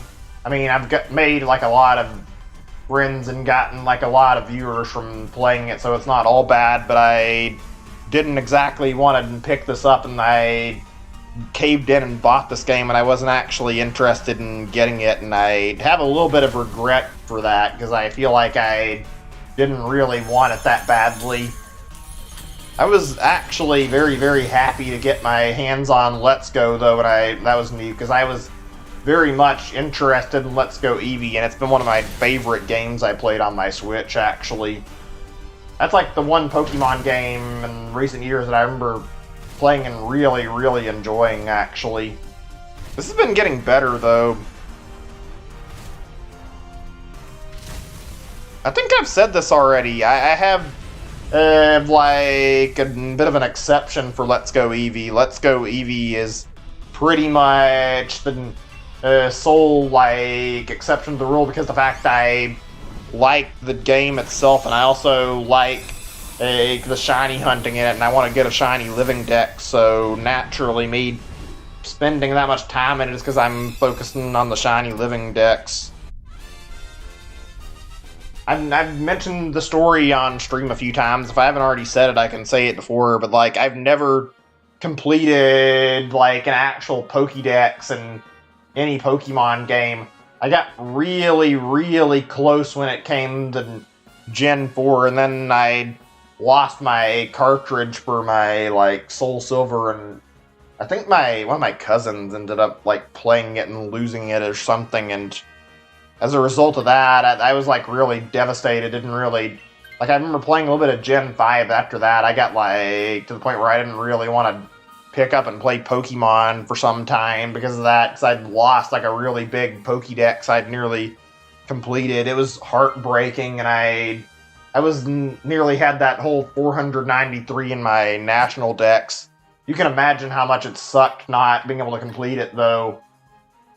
Ended up losing my interest in the series as a whole after that. Didn't really get back into it proper until I played Let's Go either.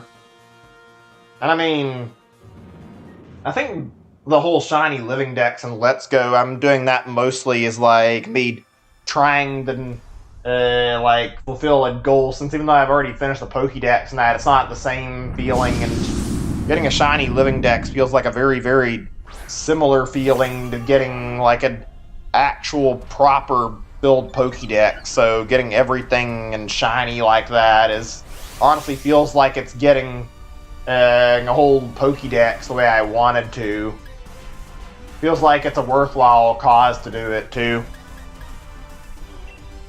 Yeah, I'm not necessarily a hardcore fan. I kind of lost a lot of interest in playing it properly after Gen 4.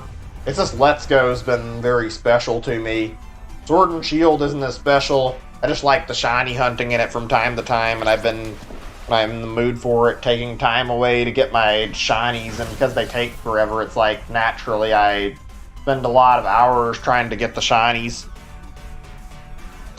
Oh man. Yeah, I don't know if that'll happen. It seems like it might not be very likely. I think next year we're more than likely going to see like a scenario that we get probably Gen 4 remakes like everybody's expecting, and then I would expect maybe next year, but not likely, that we'll see like Let's Go for Gen 2 in like the next year or two.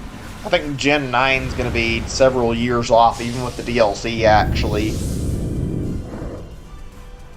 Let me see here.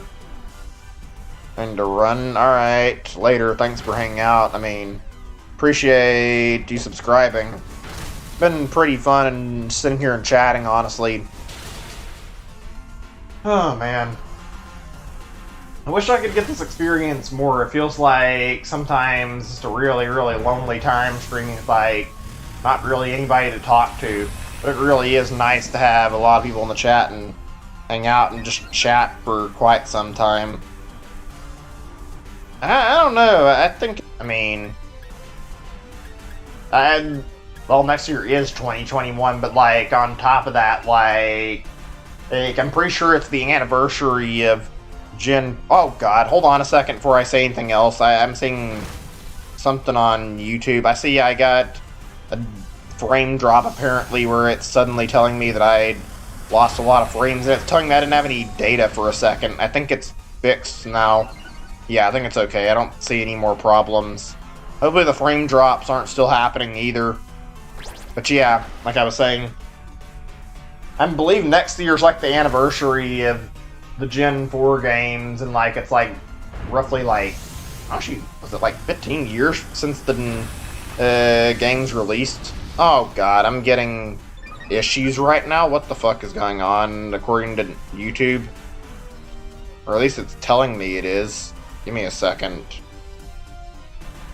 YouTube is not receiving enough video to maintain smooth streaming. What?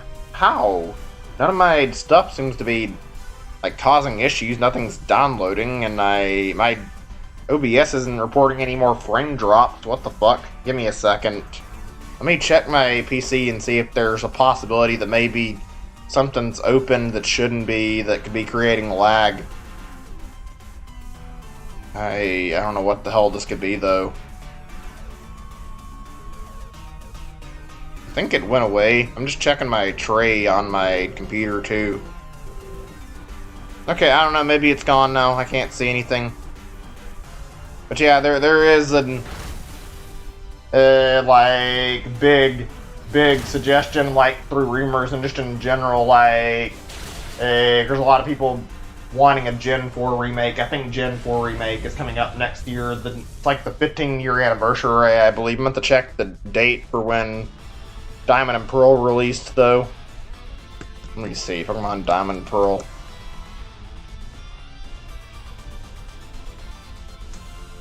Let's see. Where's the release date on here? I'm not seeing it right away when I check. Why is it? Oh, wait, never mind. There it is. It was in 2006. Yeah, it literally released like 15 years ago from 1 year now. So September was when it released, apparently. It would make sense to celebrate their 15-year anniversary with a remake. And this also fits their, like, a plan for how they, or not plan, but like how they do a lot of their remakes. And just in general, it makes sense, like, it's a good way to celebrate the Pokemon anniversary. I don't think we're going to get a collection. I don't think anybody who's claiming a collection is probably like telling the truth. I don't think Game Freak has ever done a Pokemon collection unless I'm mistaken, so I don't imagine they're going to bother with that. If they really wanted to celebrate the whole Pokemon anniversary and try to make it feel like they were really catering to fans, I get the impression they might actually go after putting out like a Let's Go Johto next year like I was hoping for, because I know that Game Freak's not stupid. I know they know that there's a lot of love for second gen, and they know that people really want like a Let's Go Johto right now, so I can see them easily doing that.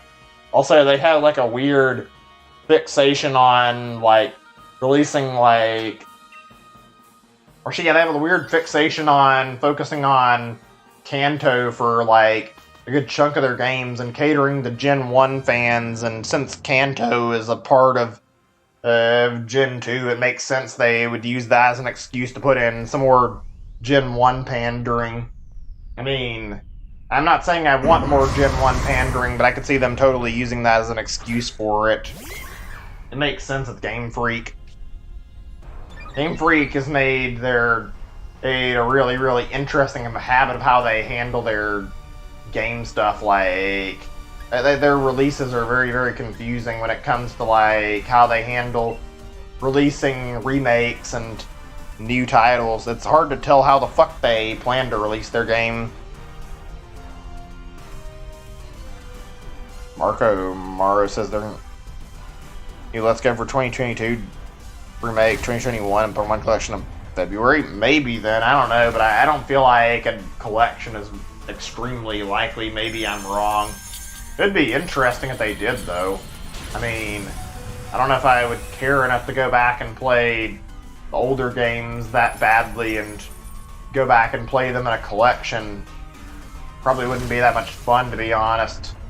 Although it would be nice if they like made this and had the option to like do like direct transfer if they had like Gen 1 and Gen 2 or something, or some other games in like a collection, and they actually gave the option to like transfer Pokemon from like Red and Blue, and also yeah, Red and Blue into Let's Go Pikachu and Eevee, and then if they did a second gen Let's Go, like people are hoping that they could open up Pokemon from Silver and Gold to be transferred into like that Let's Go.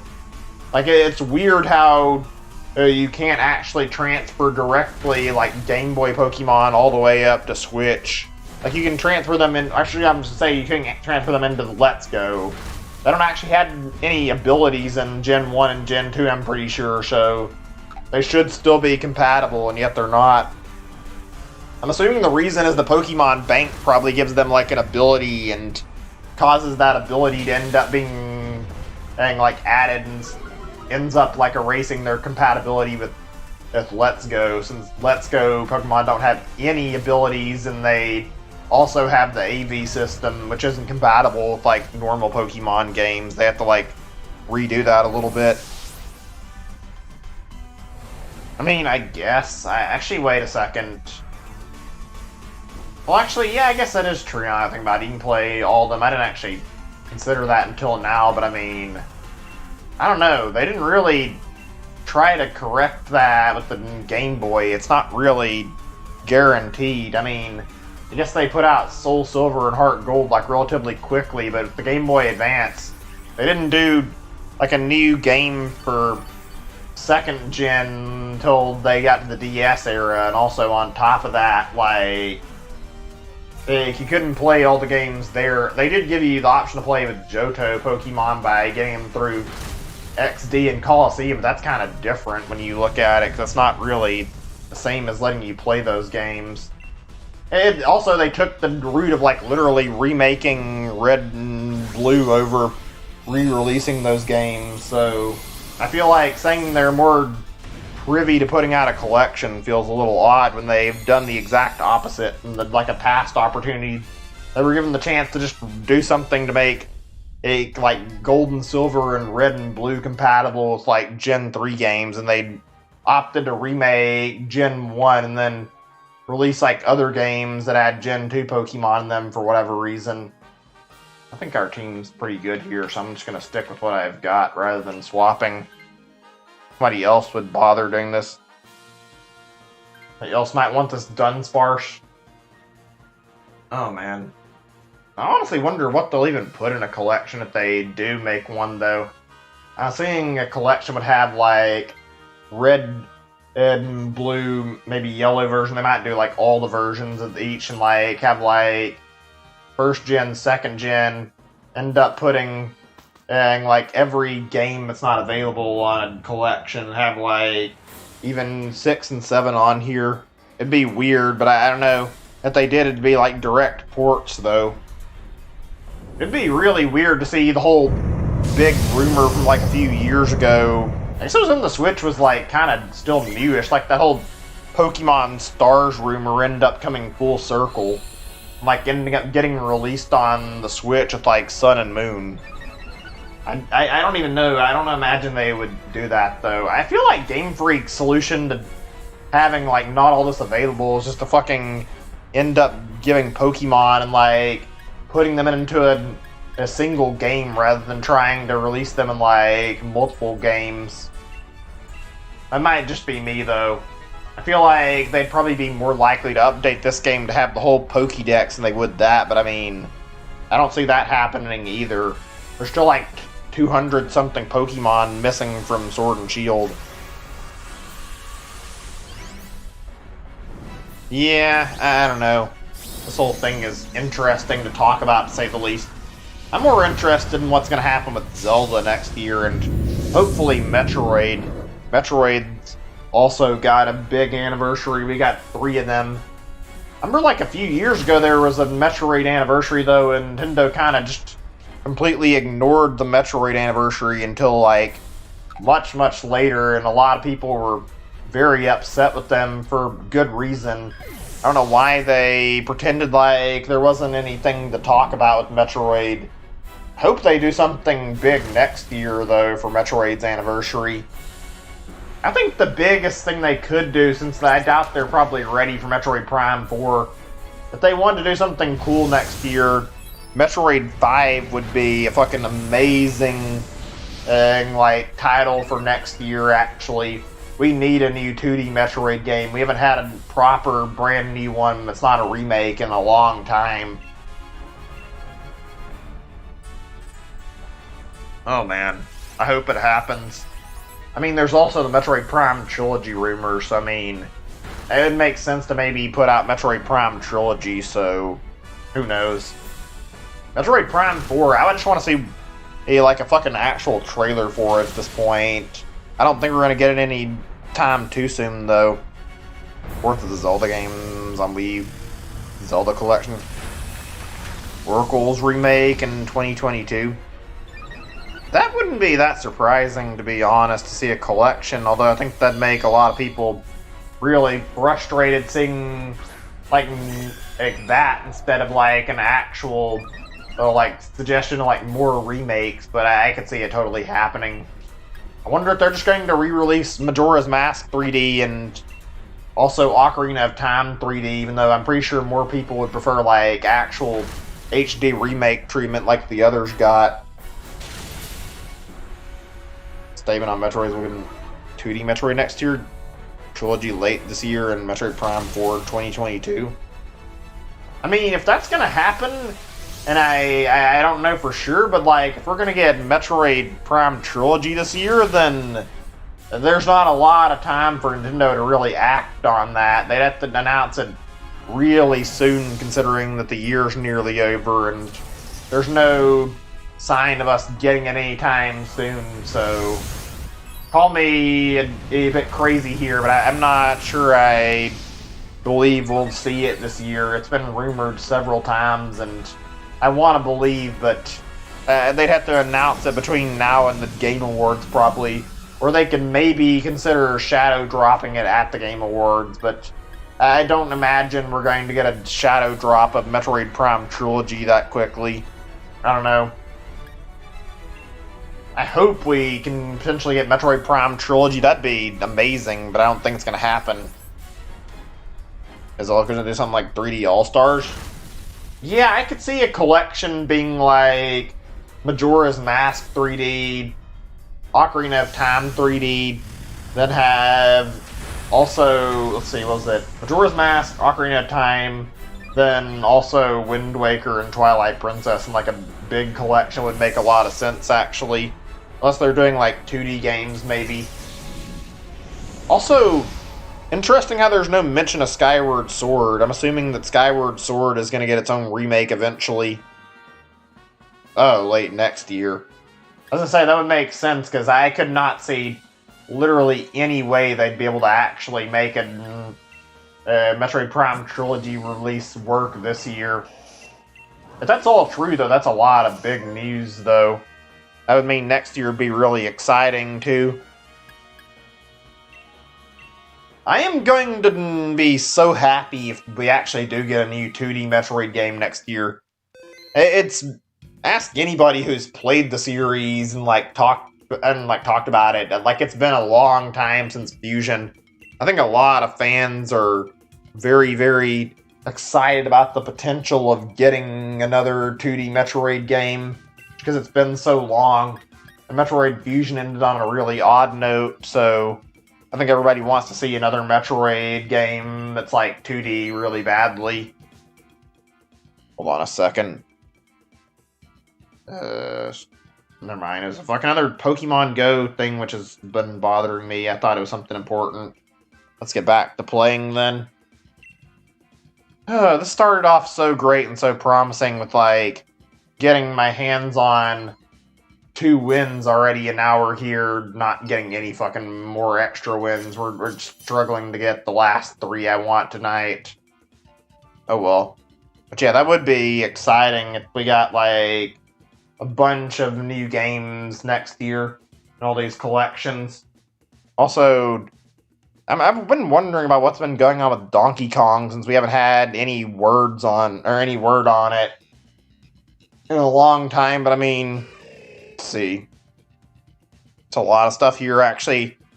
It sounds good, but I mean, I can't imagine that we're going to see a whole bunch of games just released out of the blue like this. Maybe I'm wrong. It'd be nice to be proven wrong, but I would be very, very happy to see a whole bunch of new titles like WarioWare getting released next year. And Donkey Kong would be nice too. Captain Toad's been something I've been hoping for a sequel on the Switch, but we haven't had any confirmation of why did he pick a Pukimuku over a fucking and Pincurchin? That thing was actually kind of good. Oh well, whatever. But yeah, there's a lot of stuff here. It almost makes it sound like it's a fan list that's just being tossed around and not something official. Sounds a little too good to be true.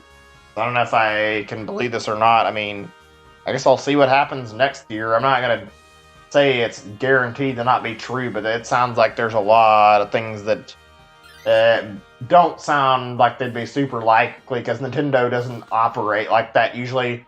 It feels like Nintendo usually makes really dumb decisions, lets people's expectations down really fucking hard when it comes to game releases. Hell, they had everybody who was waiting for 3D All-Stars on the edge of their seats, waiting for this announcement that everybody knew was going to happen, but they didn't say a fucking word until so long that everybody questioned whether or not it was actually going to happen just because of how silent they were.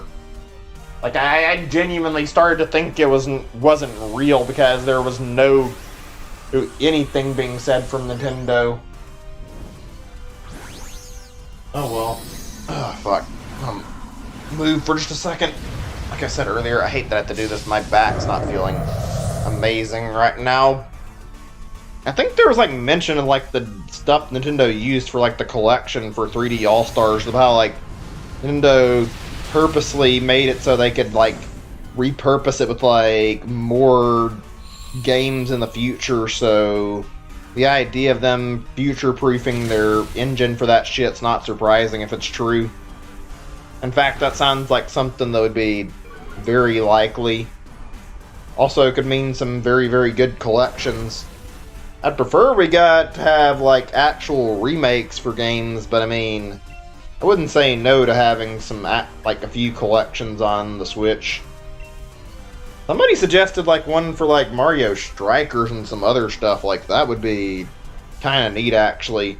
I'd be down to have a sports collection, but not how they've been doing them over the recent years, the Wii one and the one on the 3DS or whatever. If they did another sports collection, I'd actually love to see them put up a compilation of all the past Mario sports games. Maybe do Mario Golf, Mario Tennis, Mario Strikers, and Mario Baseball all in a single collection. Have these games have online support added to them. That way it's multiplayer online and you could have a good basis to sell it on. You could pick any of the games to play online. That would be an actual good deal in my opinion. They're all good games, but on their own they don't really stand out a whole lot. If you put them all together in a collection, they'd probably sell really well. People have been asking for Mario Strikers for a long time actually, now that I think about it too. That would be a pretty easy way for Nintendo to gauge the interest in actually bringing Mario Strikers back too, if they decided to put it in a collection. What is this, a Bisharp? Yeah, I'm not taking that. I think there's actually code or something, or it wasn't code from that, but I think I remember reading about code being left over in the source code of yeah, they did I think there's a thing for source code of 3D All-Stars that had sports game stuff in it, Mario Strikers in it. So that's that's what I was talking about. What I was mentioning, I think that was something about Mario Strikers was mentioned in the source code. So if they're actually potentially planning to bring over those games Mario Strikers, then I'd be down for it. I wouldn't be surprised if it happened. Plus, I think I recall hearing about a trademark for Mario sports stuff getting renewed actually. It's some time ago. The only downside to having a collection, which is something that bothers me a little bit, it's not a big deal, but is like, if we get a collection, there's a pretty good chance that means that we're not going to get a new Mario Golf game. And it's like, Mario Golf and Mario Tennis have always gone hand in hand. They've always been the two Mario sports games that always end up releasing on a console and always end up being like something you can count on picking up. It's like, it feels kind of wrong to release a Mario Tennis game and not have a Mario Golf game. It'd be really weird to not have that on the Switch, actually. Normally, I would agree with that, but when it comes to something like Mario Sports, especially stuff that Nintendo is very, very active with, I can't see Nintendo renewing the Mario Sports stuff just to have, like, literally nothing release in the next couple of years. It seems like it'd be totally pointless when they have been, like, showing very, very active use of it. I don't think the copyright or, like, the trademark would be in danger of being lost when they made one recently on, like, the 3DS, I think. I don't think it was that long ago. I think they could probably make one relative, or if they wanted to re-release, they probably wouldn't have to, like, do anything about it, but I think there's a good chance we're going to see something in, like, the next year or two, at least. I feel like a collection is probably very likely over something individual. They seem to be leaning towards doing that pretty commonly, with only exception really being Mario Tennis. If they skip Mario Golf again, I'm going to be really angry with them. I was really annoyed that we didn't get a Mario Golf in a long time, and we got Mario Tennis on the Wii U, but it wasn't a very good Mario Tennis game to begin with. It was obviously like them desperately trying to get somebody trying to get people to buy it and try to make a quick buck off of it. But like with Mario Tennis Aces, that was like a calculated move they made, and like they have no excuse not to make a Mario Golf after making a Mario Tennis game. Mario Golf needs to have like a new entry on the Switch. It's been too long since the last one. I think the last new Mario Golf game was like a 3DS title, and I don't feel like I really had a lot of interest in playing the 3DS game, to be honest. It was alright, but I didn't really care about it. I want to see new Mario Golf game on a console again. Ugh. Also, let me see where they want Mario Sluggers. I remember Mario Sluggers being fun. I didn't really happen to be like hugely interested in it, but I played it quite a bit when I was younger, and I did like it, so I'd be down for more Mario Sluggers. Mario Strikers, the one that I remember playing that a lot of people liked, and I found pretty fun myself. It was very, very unique. I feel like a Mario Strikers revival could actually be imminent just because so many people are asking for it. Either way, I wonder what they've got planned for that, because I feel like, yeah, I'd love to see more Mario Sports. No, please, I need this. I want this one, please. I don't want to have 4 times fire weakness. Really? Oh, god damn it, whatever. I'm gonna say I was hoping I could get that.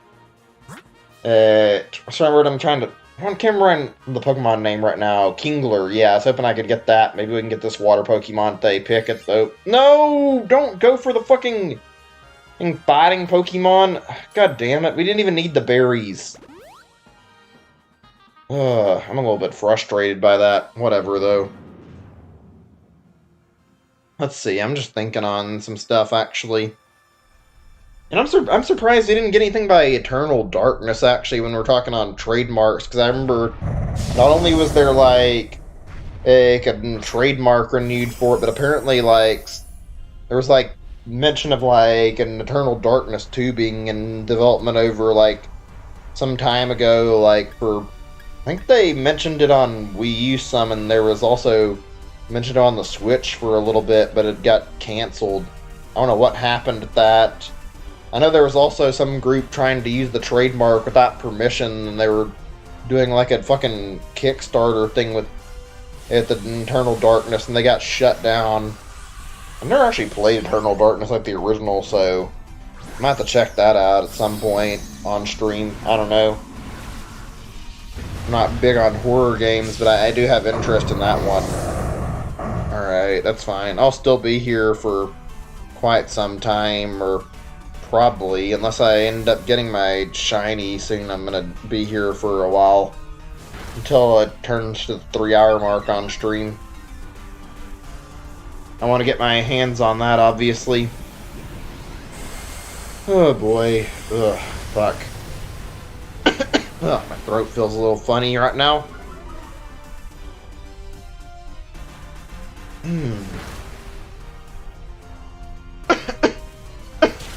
Excuse me. Ugh. I'm thinking at the moment on some stuff, trying to think if there's anything I want to talk about at the exact moment. There's a few things that come to mind. I'm gonna mention, like, GameCube stuff, actually. You know, I remember, like, a lot of games back in the GameCube days, actually, that really big. Had a large library. I mentioned Super Mario Strikers. That's also where Super Mario Slugger started, I'm pretty sure. Like, those games are really good. Those are pretty fun. God, the GameCube had a lot of incredible titles on it, and a very, very good, very, very vast library. I remember so much from it, and there's a lot of games I never played that I wanted to check out. Wave Race is something I wish I maybe thought of looking into, because Wave Race looked pretty interesting. I ended F-Zero GX like really, really late, and there's a whole bunch of other games that I haven't played on it that I'd like to. I think Time Splitters was on GameCube as well, if I'm not mistaken. I never played Time Splitters. I know it's like really popular. Or people bring up Crisis, I think they usually bring up Time Splitters as well, by the same studio. Excuse me, oh my throat. GameCube might be one of my favorite Nintendo consoles, actually. A lot of really good games on it. A lot of fun stuff, and stuff I played that I remember really, really well. Some good titles. And some really, really fun times, too. Are you fucking serious? This again? Where some fucking moron wastes the Dynamax on something stupid? We can't have our fucking team decide to utilize it on a fucking water Pokemon and said somebody's gonna fucking whore it on the Hitmonchan. God damn it. Please tell me he's at least using an ice move. Tell me we at least have that pleasure. I don't imagine we're going to, though. Oh man. I could talk about GameCube all day, though. I need to check some of the games on it. Apparently Geist is pretty good. I've never played it, but it does look like a pretty good game, and I have a lot of interest in checking that out. That's one that seems like it was good. I hear good things about Geist. Also, I see fucking frame drop issues, or at least YouTube telling me there's issues. I don't know what that's about. If the stream dies, I'm sorry. I can't help that YouTube seems to have these weird issues where problems crop up randomly with no warning. Excuse me. Let's see. I'm trying to think here. Pikmin was great. Started on the GameCube. I love Pikmin. One of my fucking favorite series. Nintendo did a great job with it. It was the start of Chibi Robo as well when they made that on GameCube. Let's see. What else is there that I can remember? Fun fact, I don't know if anybody knows this, like it's a small thing, and I don't think it's like very well known, but there was like a thing on GameCube with Pokemon where there was like a Pokemon box game or some shit. You literally moved Pokemon and like store them in boxes on like some GameCube game and like using 3DS stuff. You had like different Pokemon you could get out of it. I don't think any of the specialty Pokemon you got were any good. Or I think one of the things you got was like a surfing Pichu that you couldn't even transfer or anything. I think it was with like deleting the HM stuff, you tried to move it up. All the prizes were apparently not worth it. It was just a weird little storage game. No, don't end. Okay, good. It fixed itself. I saw the fucking data problem thing or whatever you want to call it. Fucking goddamn, YouTube has way too many issues sometimes. I haven't seen these issues crop up on Twitch, but I haven't streamed on Twitch either. The like connection unstable shit happens there very often. Streaming on YouTube can be a pain in the ass sometimes. So I'm gonna send one test message just to make sure everything's working fine. I think it is, but I'm gonna just be sure. Oh man. Let's see. Was there a perfect dart game on the GameCube? I can't remember. Let's just look up a quick list. I'm gonna check because I'm curious about all the big name GameCube games. There are a lot of them I really enjoyed. One I never got to play, and I wanted to play was Lego Star Wars though.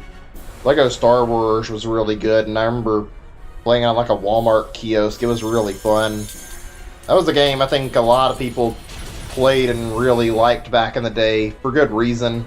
Lego Star Wars was special in a weird way. I don't know why, but something about that game was really fucking amazing. Also, it started the Lego games, and I know a lot of people play those. I've never really played too many of them because I never really thought them to be like super fun. They're alright, but I never really got interested in the whole Lego universe or whatever the fuck you want to call it. I guess it depends on your taste, whether or not you'd like them very much. One more wide guard, hopefully you'll do the trick. Excuse me, my nose is bothering me. I might actually have to get up and grab medicine if it gets much worse. Let me look this up. I wanted to see what this says when I check this. Let's see what Wikipedia says about all the GameCube games that are released. List of GameCube games, maybe? Let's see. Yeah, let's see. I'm gonna look this up now. There's a lot here, actually. Wonder how many are on here. There's a lot. Some I've never even heard of, like Bomberman stuff that I know, and apparently, yeah, there's like 3 Bomberman games on GameCube. Like, they're all called different things, I think. Let me see.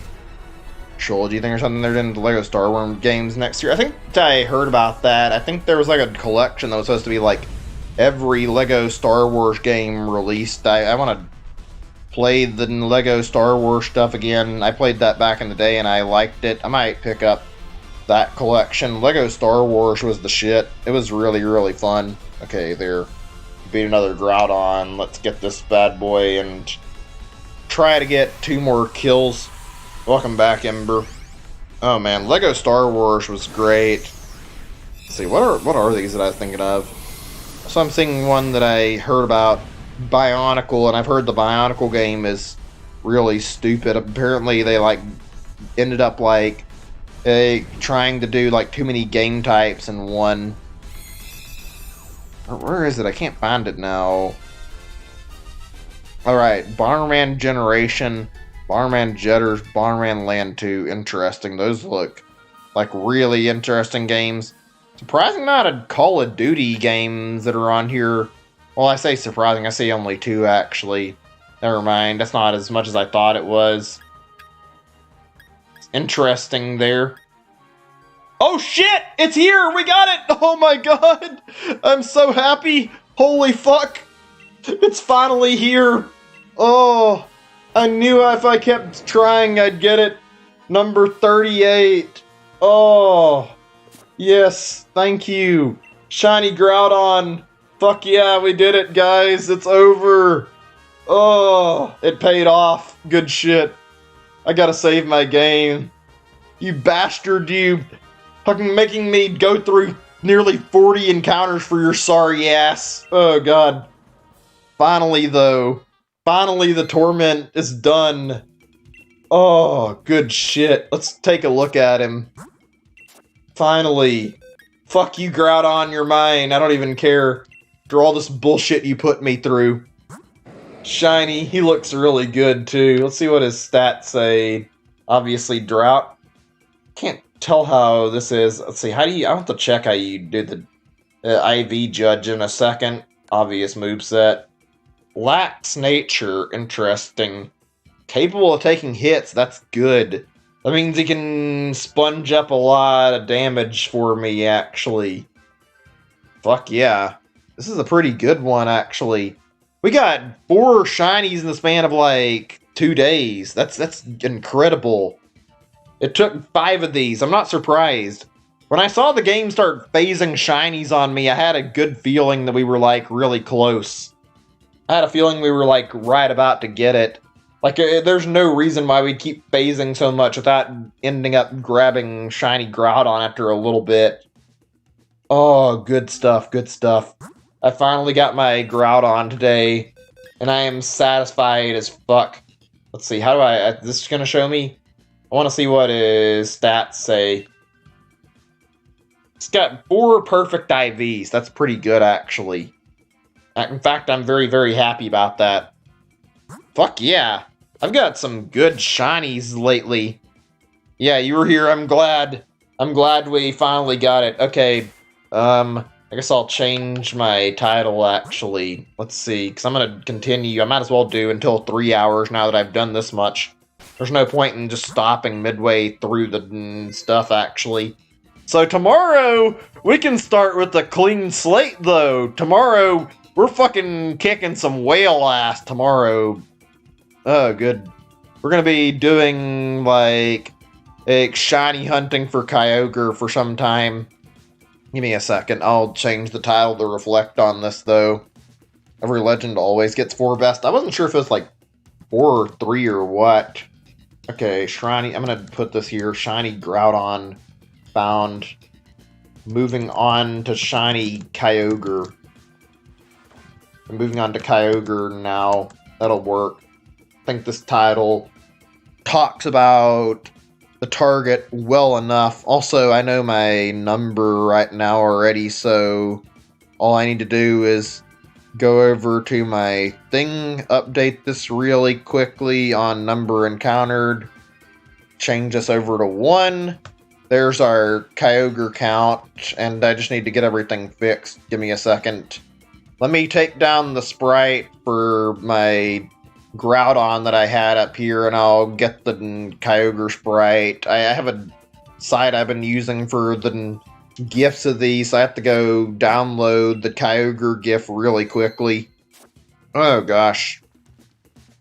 I wonder if there's anybody who's actually, like, sitting here and playing through the DLC and actually trying to get every single shiny out of Dynamax Adventures. I bet that would be fucking hell, though. Sitting here and collecting all of them. I can only imagine how much time that would take to sit here and get everything. Okay, 1 second. I'm looking for Kyogre. Okay, I think I got it. Yeah. Let me save this and place it on the stream thing in just a second. Okay, I think I can drag and drop. Let me see if this works. Okay, yeah, looks good. Let me fix this up a little bit.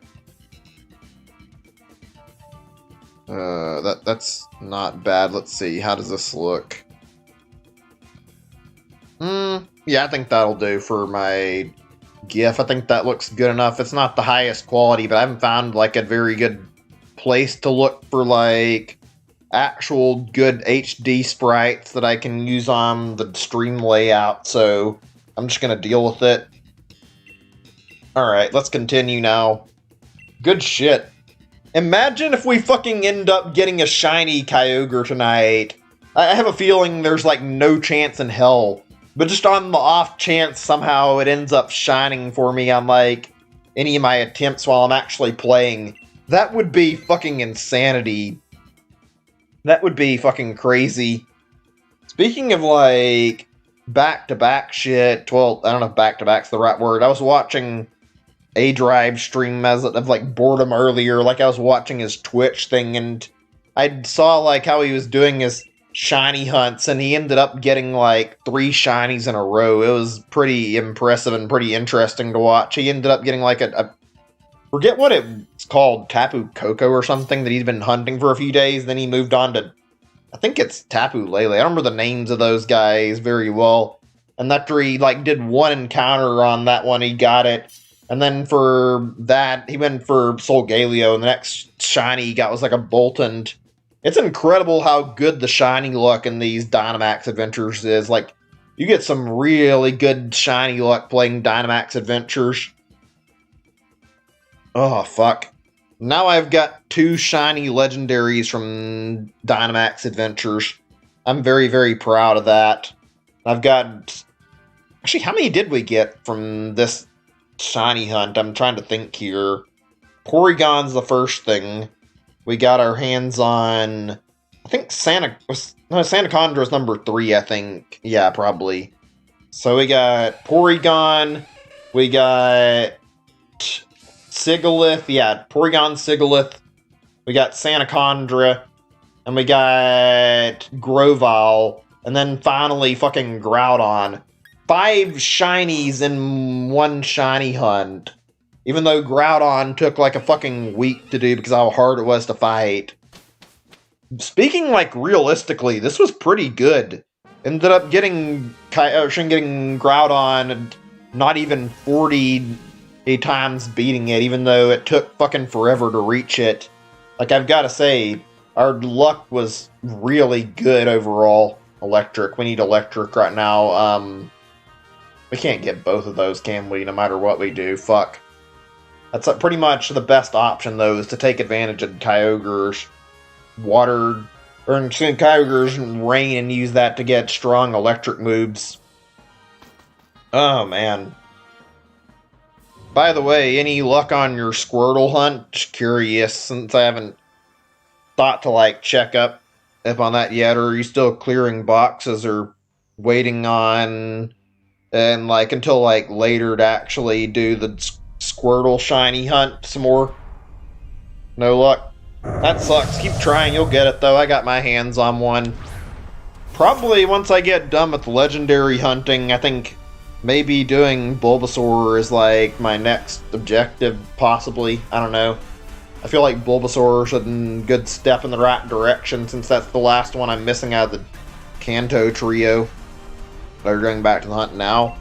Good luck with it. I mean, I've been not doing anything other than Dynamax Adventures hunting. I haven't done an egg hunt in so long. Might end up doing that relatively soon. Oh my gosh. Tonight has been fucking crazy. I never in my wildest dreams imagined that we'd get not 1, not 2, but 3 shinies in the same day. And then we'd get 4 of them in the span of, like, I don't even know. It's not been directly 24 hours, but 4 shinies in 48 hours is incredible shiny luck. My god. Ugh. This game's been good to me today. I've got to be totally honest.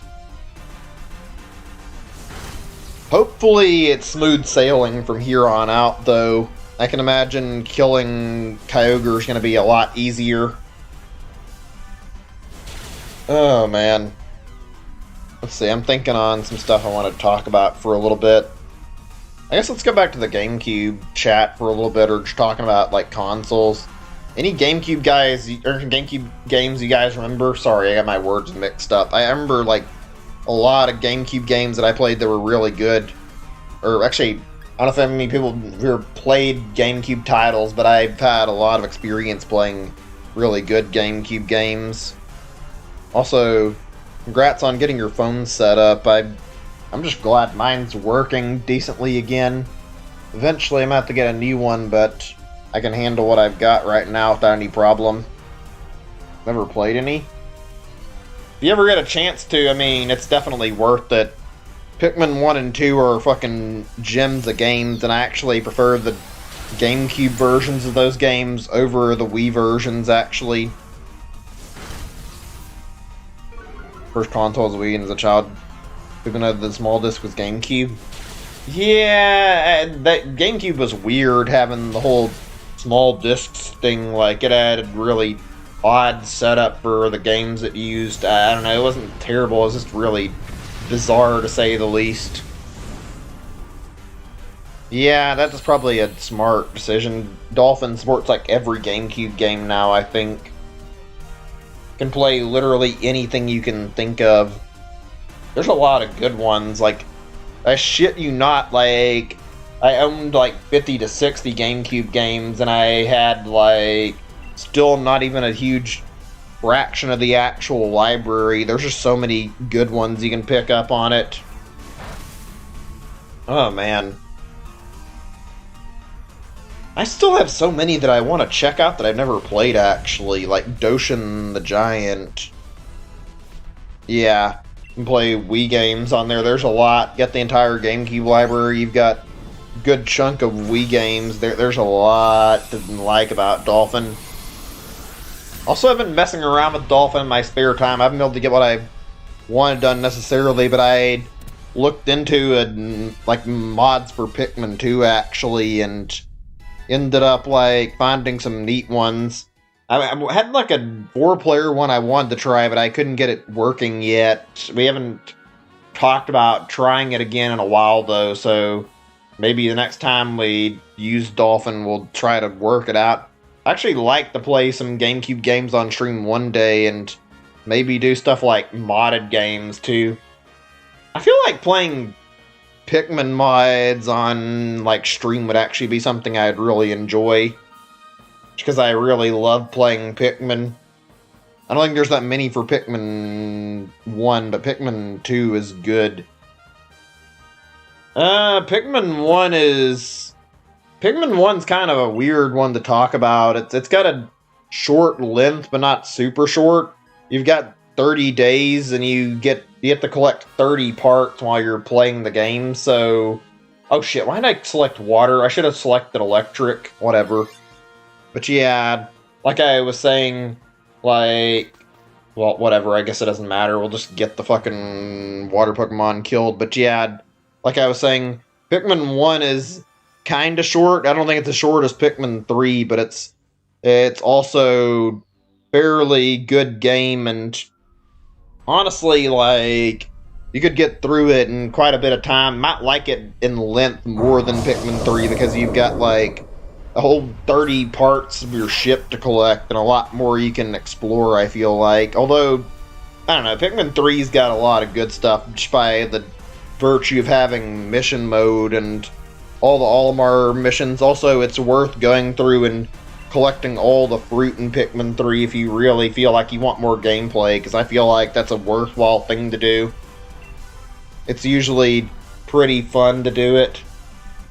In my opinion, I just have a good time playing through it. But then again, that's just me. My favorite is Pikmin 2. Pikmin 2 is definitely longer than the other two by quite a bit, and on top of that, there's like 200 treasures to collect, so you can spend a lot of time getting a lot of shit on Pikmin 2. You do plan to get all the fruit? Yeah, you'll have more fun doing it that way. I think in a few days, when I get some time and I want to like play again on my own, I'm gonna probably set aside a day and like go through and find all the missing Piccolopedia entries in my game so I can check them all out. I don't know what they all are. I'm probably gonna have to play with like the wiki open so I can see like everything I'm missing. Excuse me, my throat. Ugh. Actually, surprisingly, I don't know why, because I collected all the fruit and bumped into like most of the Emmys. Like, I looked in my Piccolopedia. For some reason, I didn't have the Bulbears registered at all. And I know I bumped into the Bulbears, at least the dwarf Bulbears. Like, I remember going in like a cavern you have to deal with and like try to work around, like trying not to alert them to your presence because of how fucking evil they are. Or maybe that's not the right wording for it, but like if you've ever faced those things, they fucking eat Pikmin really fucking quickly, and they are probably the scariest member of the Bulbor family to deal with because of how fucking dangerous they are. They eat Pikmin really quickly.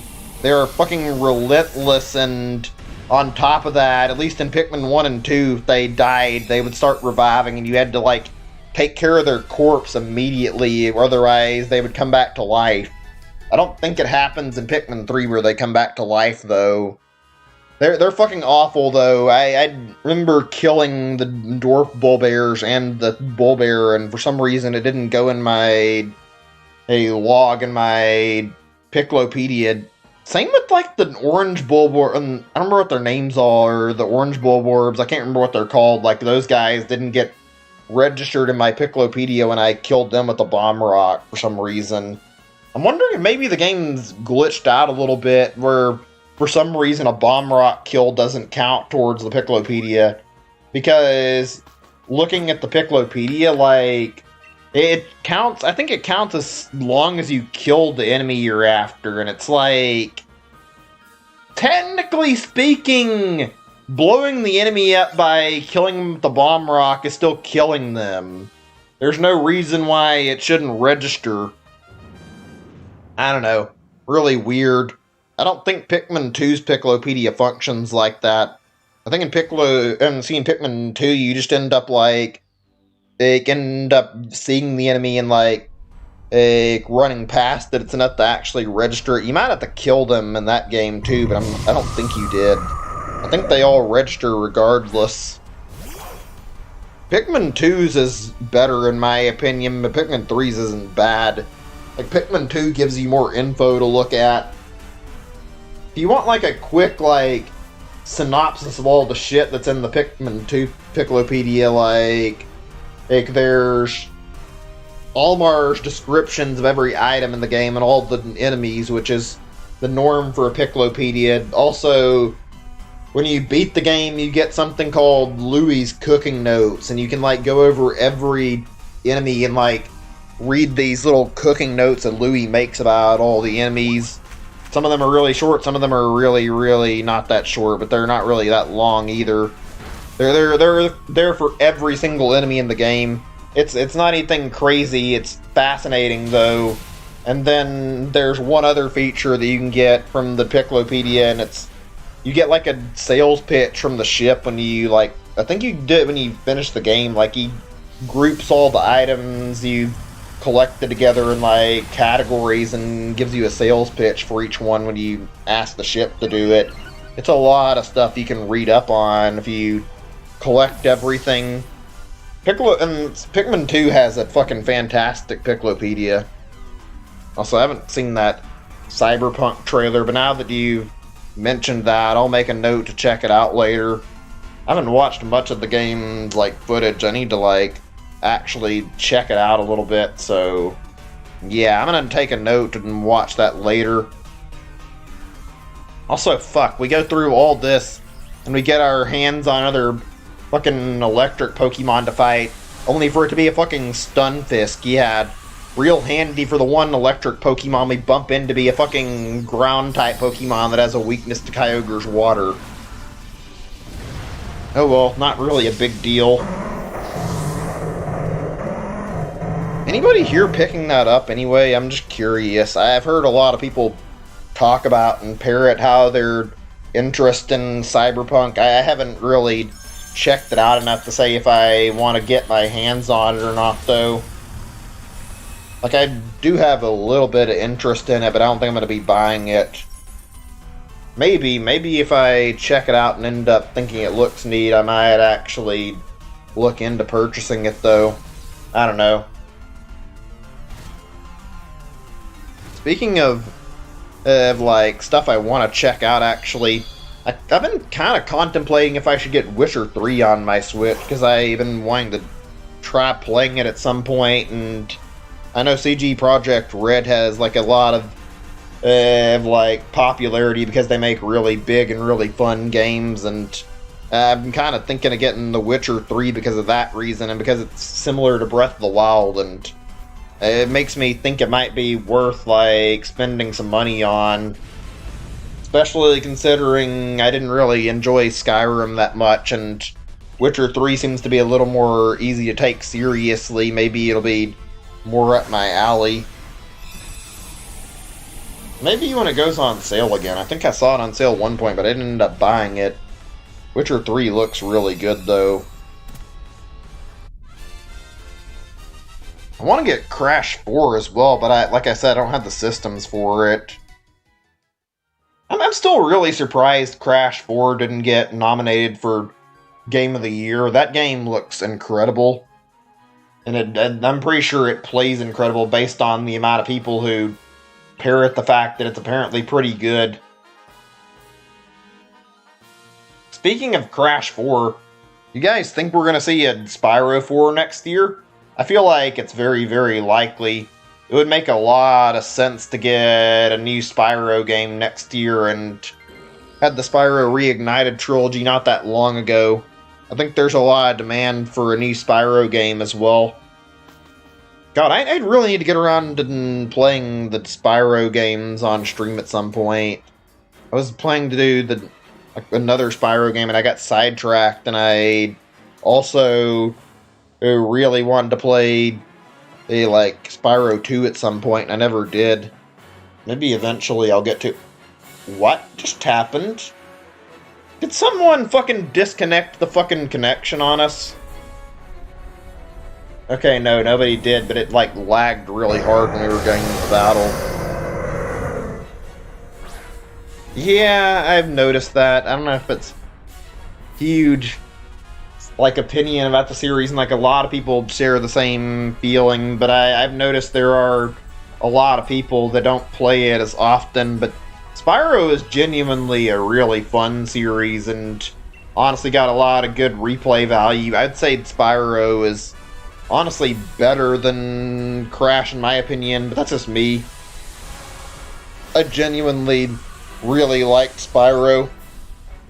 Please tell me the guy who had the fucking and Jinx didn't just Dynamax. Okay, I was gonna say, if that was the case, that would be stupid.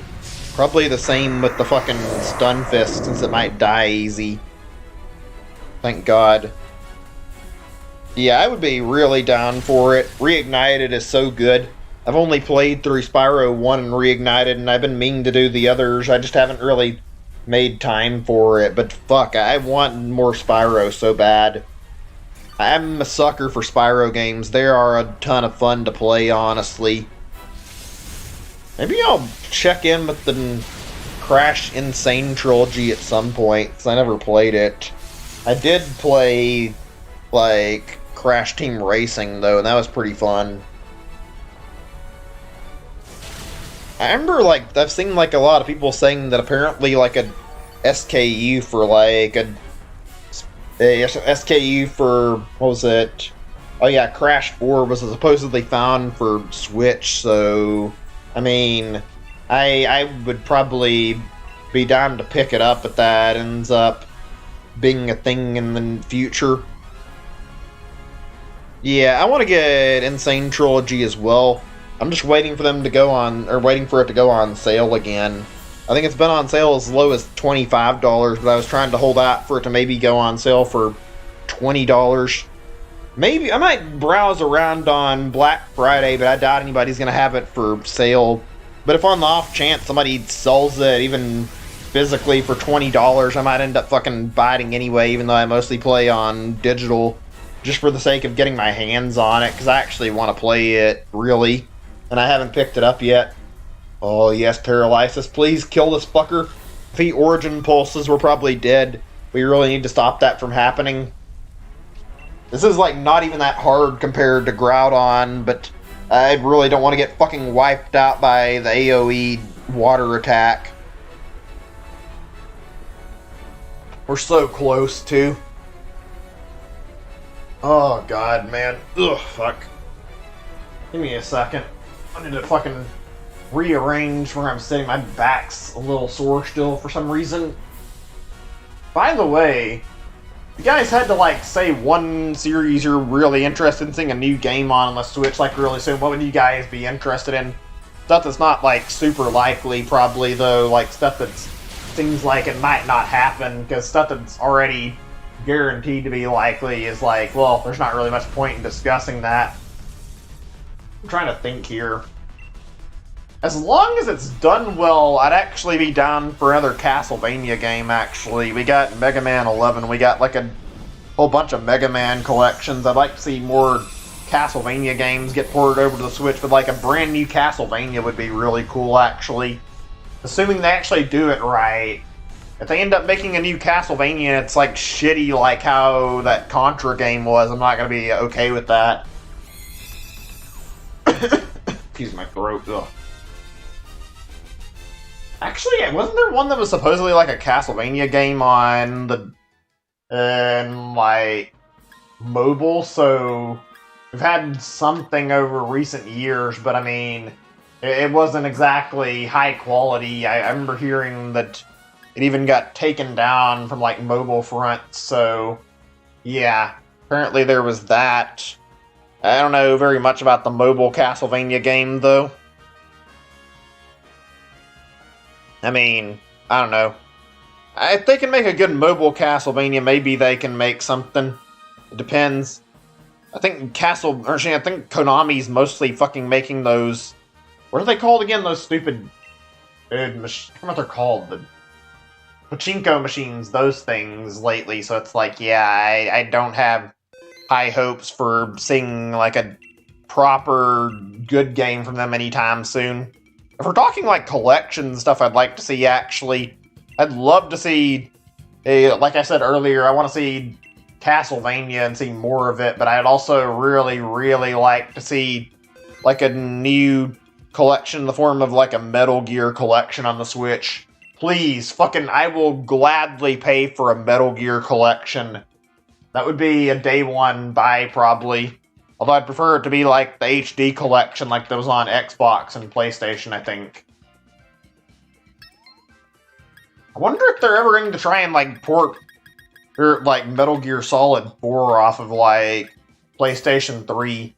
I think the big reason they couldn't do it was like it was built with like PlayStation 3 hardware in mind, and it had like some weird features specifically developed that they couldn't just easily reprogram for.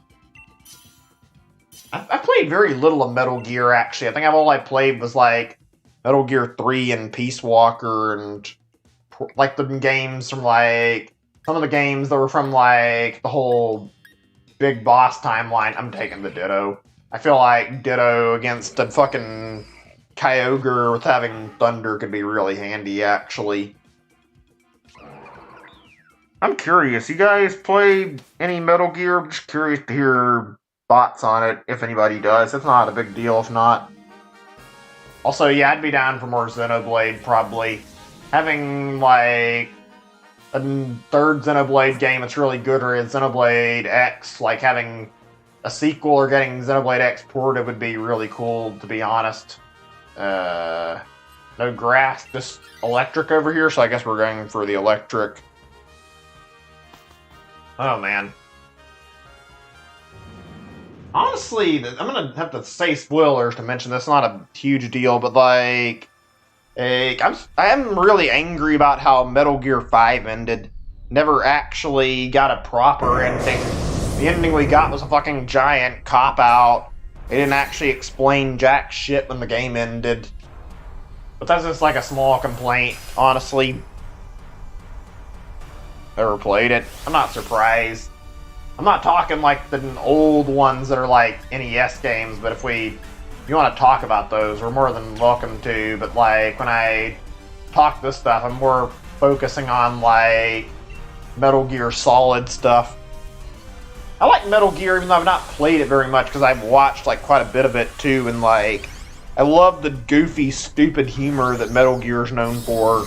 Like they go with some ridiculously dumb shit. It always is really funny.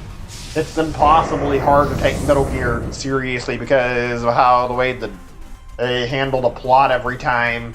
It just feels goofy every time you watch it. Like I don't know. It feels like they just come up with the dumbest plot line they can think of, and then try to and make it sound really serious when they end up like actually making these games. And it has a very, very odd effect, but it feels like it's actually impactful, like sitting there playing the games, absorbing yourself into the whole atmosphere of it. Can't say I've ever seen that happen with another game series I can think of where the tone is just goofy, but the gameplay is fantastic. Oh man. Let's see, I'm thinking on other series, since I was going to talk about Metal Gear a little bit. I'd rather not get too involved in talking about it. You guys ever heard of Cubivore before, actually? It's a GameCube game, and it was like a thing Nintendo did back in the day. I think it released around the same exact time as Animal Crossing. Maybe even it was on the same exact day, I think. Really weird game, but really, really neat and really, really interesting experience. I'd say fun, but I'm not sure if fun's the right word. It is a bizarre game and very, very unique. When we're on the topic of game revivals, I would be very interested to see what exactly would happen if we got a revival of Cubivore and see exactly what the fuck someone new could do with it. See what kind of twist they could take on it, or see what they could do with the weird theming in the game. Especially the whole fucking wildlife theme, or whatever the fuck you want to call it. That game is a genuine, just what in the fuck do you even describe it as? It is bizarre. If you need an explanation, you can either look it up on Google, just maybe even YouTube search it. It's strange as a video game, to say the least, though. Very strange. Oh, man. Is it just me, or does this feel like in general, there's a lot of, weird offshoot games on, Nintendo consoles that you don't see on other consoles?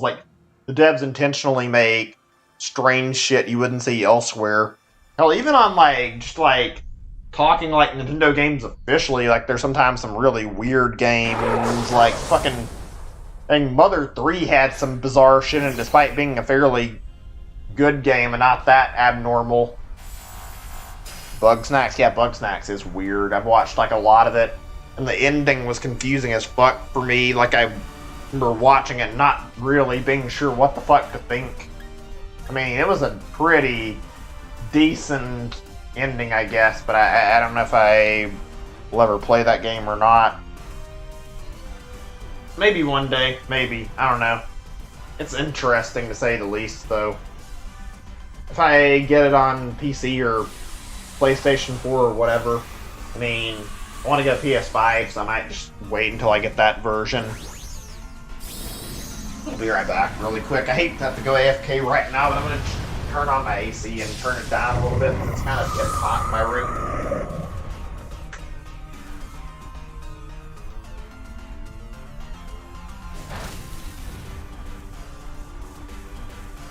There.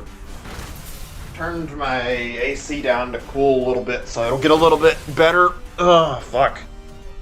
I'd love to see Nintendo return to some of their older stuff that they didn't really work around a whole lot. Some of their weird games they worked with. Also, I think I mentioned this before, the Tingle game series are pretty interesting and pretty fun. I'd love to see those games get revived, actually. Tingle's Rosy Rupee Land is pretty damn fun, actually, and the sequel to that game is not as good in my opinion. It's not really bad, but it's not... it's a really fun game, honestly, to play. Still, it's not, I say it like that. Still, excuse me. It was a point-and-click game for that one, but that one was still pretty fun to play overall. I think they mentioned a third game. I don't think it's the same, but I think they were mentioning a third game as a horror game that they ended up canceling. I'd love to see what they could do with that.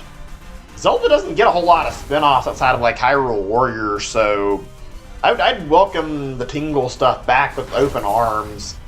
By the way, if you guys have an interest in looking up some fun games to check out and you want some interesting recommendations, there's one I can give you. You can check out sometime. Tingle's Rosy Rupee Land is a pretty interesting little game and pretty fun to check out. And I'd say if you have interest, that's something that's worth playing and seeing. That's a fun game, in my opinion.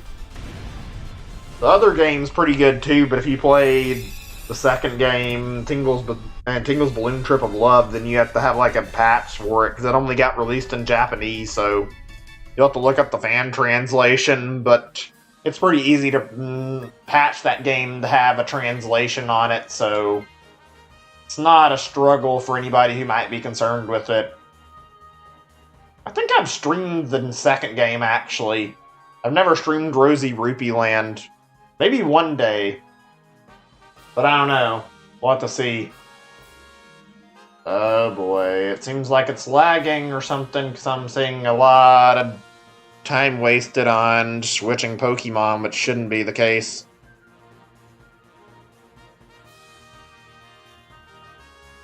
Hope the game didn't for. Okay, wait, what? Did somebody disconnect the fucking game?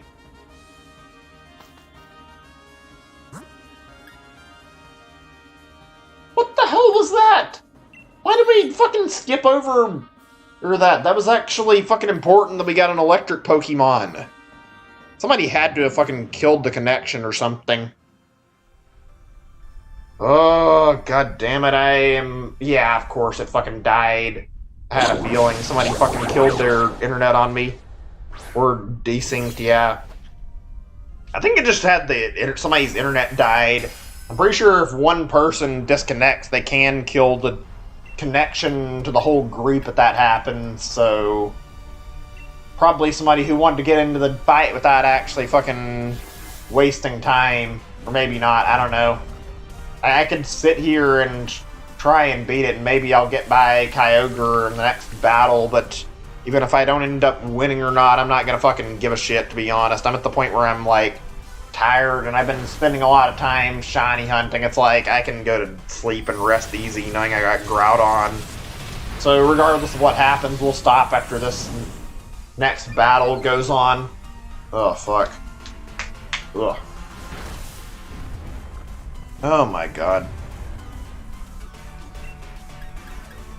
I guess since I was talking about, like, Nintendo stuff and talking about, like games they've made, interesting stuff that I've seen from them, I can bring up some other games that I was going to bring up that I nearly forgot about, like some older things that are games that got ported over, like, later. You guys ever played the Starfy stuff, or... I guess only one of them only ever made it to the, like, States or, like, outside of Japan, actually. Like, I remember, like, the 5th game got released in America, apparently, or something like that, and apparently there's, like, 4 games that are Japan only. They're, like, GBA games, I think, and then the last one is, that got released before the official localization of, like, the 5th game was, like... 4th game on 4th game on DS, actually. Apparently they're good. I played, like, the one that got released a little bit. I didn't really end up getting too into it, though. I don't know, I might have to try playing it on stream again. I've been wanting to check it out, but I've been waiting for a translation. It is a platformer, though, so, I mean, maybe there's not much need to wait too much longer for a platformer. Getting a translation. I feel like I can play some games in Japanese. There's, like, no text to worry about.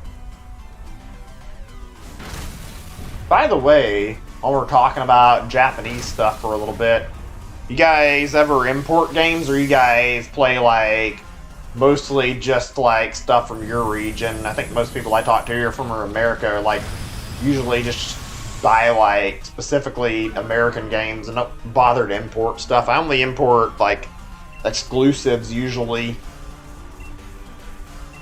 It depends, though. There's definitely some that I have, like, interest in actually importing, but nothing that I can really think of, like, immediately. I mean, I imported my special edition of Xenoblade, though, so there's that. That was something I imported. I had to import a Xenoblade 2. That's cool. I never really got it. I don't really care much about playing it. It doesn't look like the kind of game I'd get too invested in, but I mean, I don't know. It just doesn't seem like it's as good looking as Xenoblade 1, in my opinion. But everyone has their own cup of tea. No? I don't want to take this thing. Why are you trying to shove it on me? Okay, good. Wait, what? That doesn't make any sense. Why did the one bot that didn't even, like, want it get it? Whatever, though. Can't find the game anywhere, NA. I'm not surprised. I heard the game had stalking issues, so... yeah, I'm not surprised that's a problem. I've thought about importing that Brain Age game, that Dr. Kawashima's brain training thing, since it's not released in North America. It didn't ever get an American release. I've thought about importing it and, like, trying it to see how good it is. see. There's any others I can remember. I've never been like huge on Brain Age, but I figured it'd be a fun thing that might actually be worth wasting a little time on, especially if I ended up wanting to stream it at any point, then I could like potentially play it on the stream. I'm trying to think if there are any other region exclusives I can remember. There's definitely a few, but I don't remember what all they are. Let's see what Google says actually when I look that up. Switch region exclusives. Let's see. Okay, this seems like a decent one. It's from, like, wait, hold on a second. I thought I saw something better. Yeah, I saw something where... No, this is just Switch exclusive. Never mind, I thought I saw one with, like, 2020 up to date. I'm just gonna have to look at the one I find here. And, of course, this isn't listed where I can look at it easy.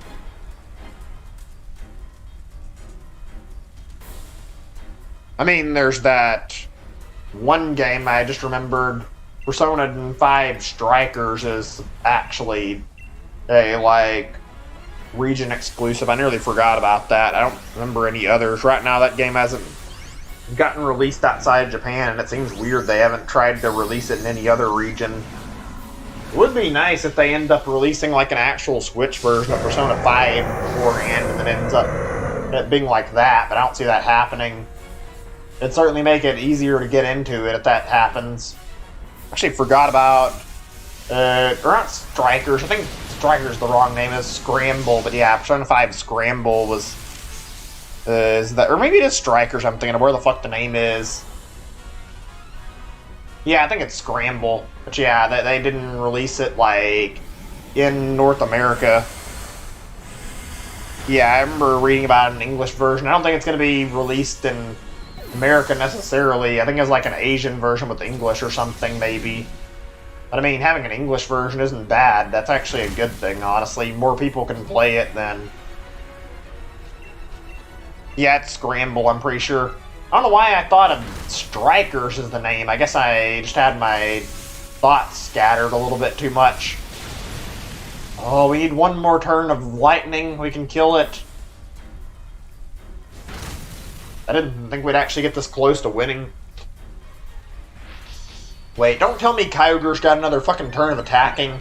If it fucking Origin pulses, we're gonna be dead. Okay, we're dead. Unless... No, we didn't survive. Damn. Would have been nice to end with another win, but whatever. Oh well. Whatever. We'll play again tomorrow, and we'll try to get Kyroge.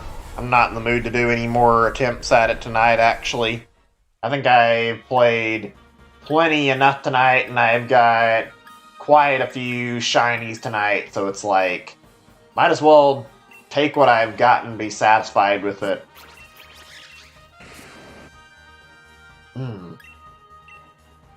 Whew, I'll probably be ready to go to sleep after a little while anyway, so give me some time to think on some other stuff we can talk about. Thanks everybody for tuning in tonight, though. This was a very, very good night. I appreciate everybody who dropped by during the first session and the second session. So we got some good shit today. Got our hands on fucking Sanacondra. Got our hands on Grovyle, and then we finally ended up getting our hands on that goddamn Groudon that I've been hunting for ages. At least it feels like it. Gonna check this again. I don't know why I feel the need to save again. I just do. I'd love looking at this and being a little bit. I feel a little bit of relief knowing that I finally got that long hunted shiny I've been after. Let me see. I'm gonna get a screenshot of that too. There we go. All right, cool. Right, I'll save the game and we're gonna stop here. Anyway, thank you all for tuning in. Hope you all have a great day or night. I'm out for today and out for tonight. I might start later tonight and... Not tonight, later tomorrow, I mean. I'm probably only going to do one stream tomorrow. I'm not going to make any promises that I'm going to do like 4 or 5 hours tomorrow. I think tomorrow is going to be a chill out stream with like 3 hours maybe, and that's it. And then no other streams for tomorrow. And then maybe like after day 2 or 3 passes, I might go back into playing like for a long time and doing like longer sessions that last quite longer. Just for the first few days, I want to take it a little easier after doing this Groudon bullshit, though. Anyway, yeah. See you guys tomorrow. Hope you all have a great day or night, like I said earlier. And bye, everybody.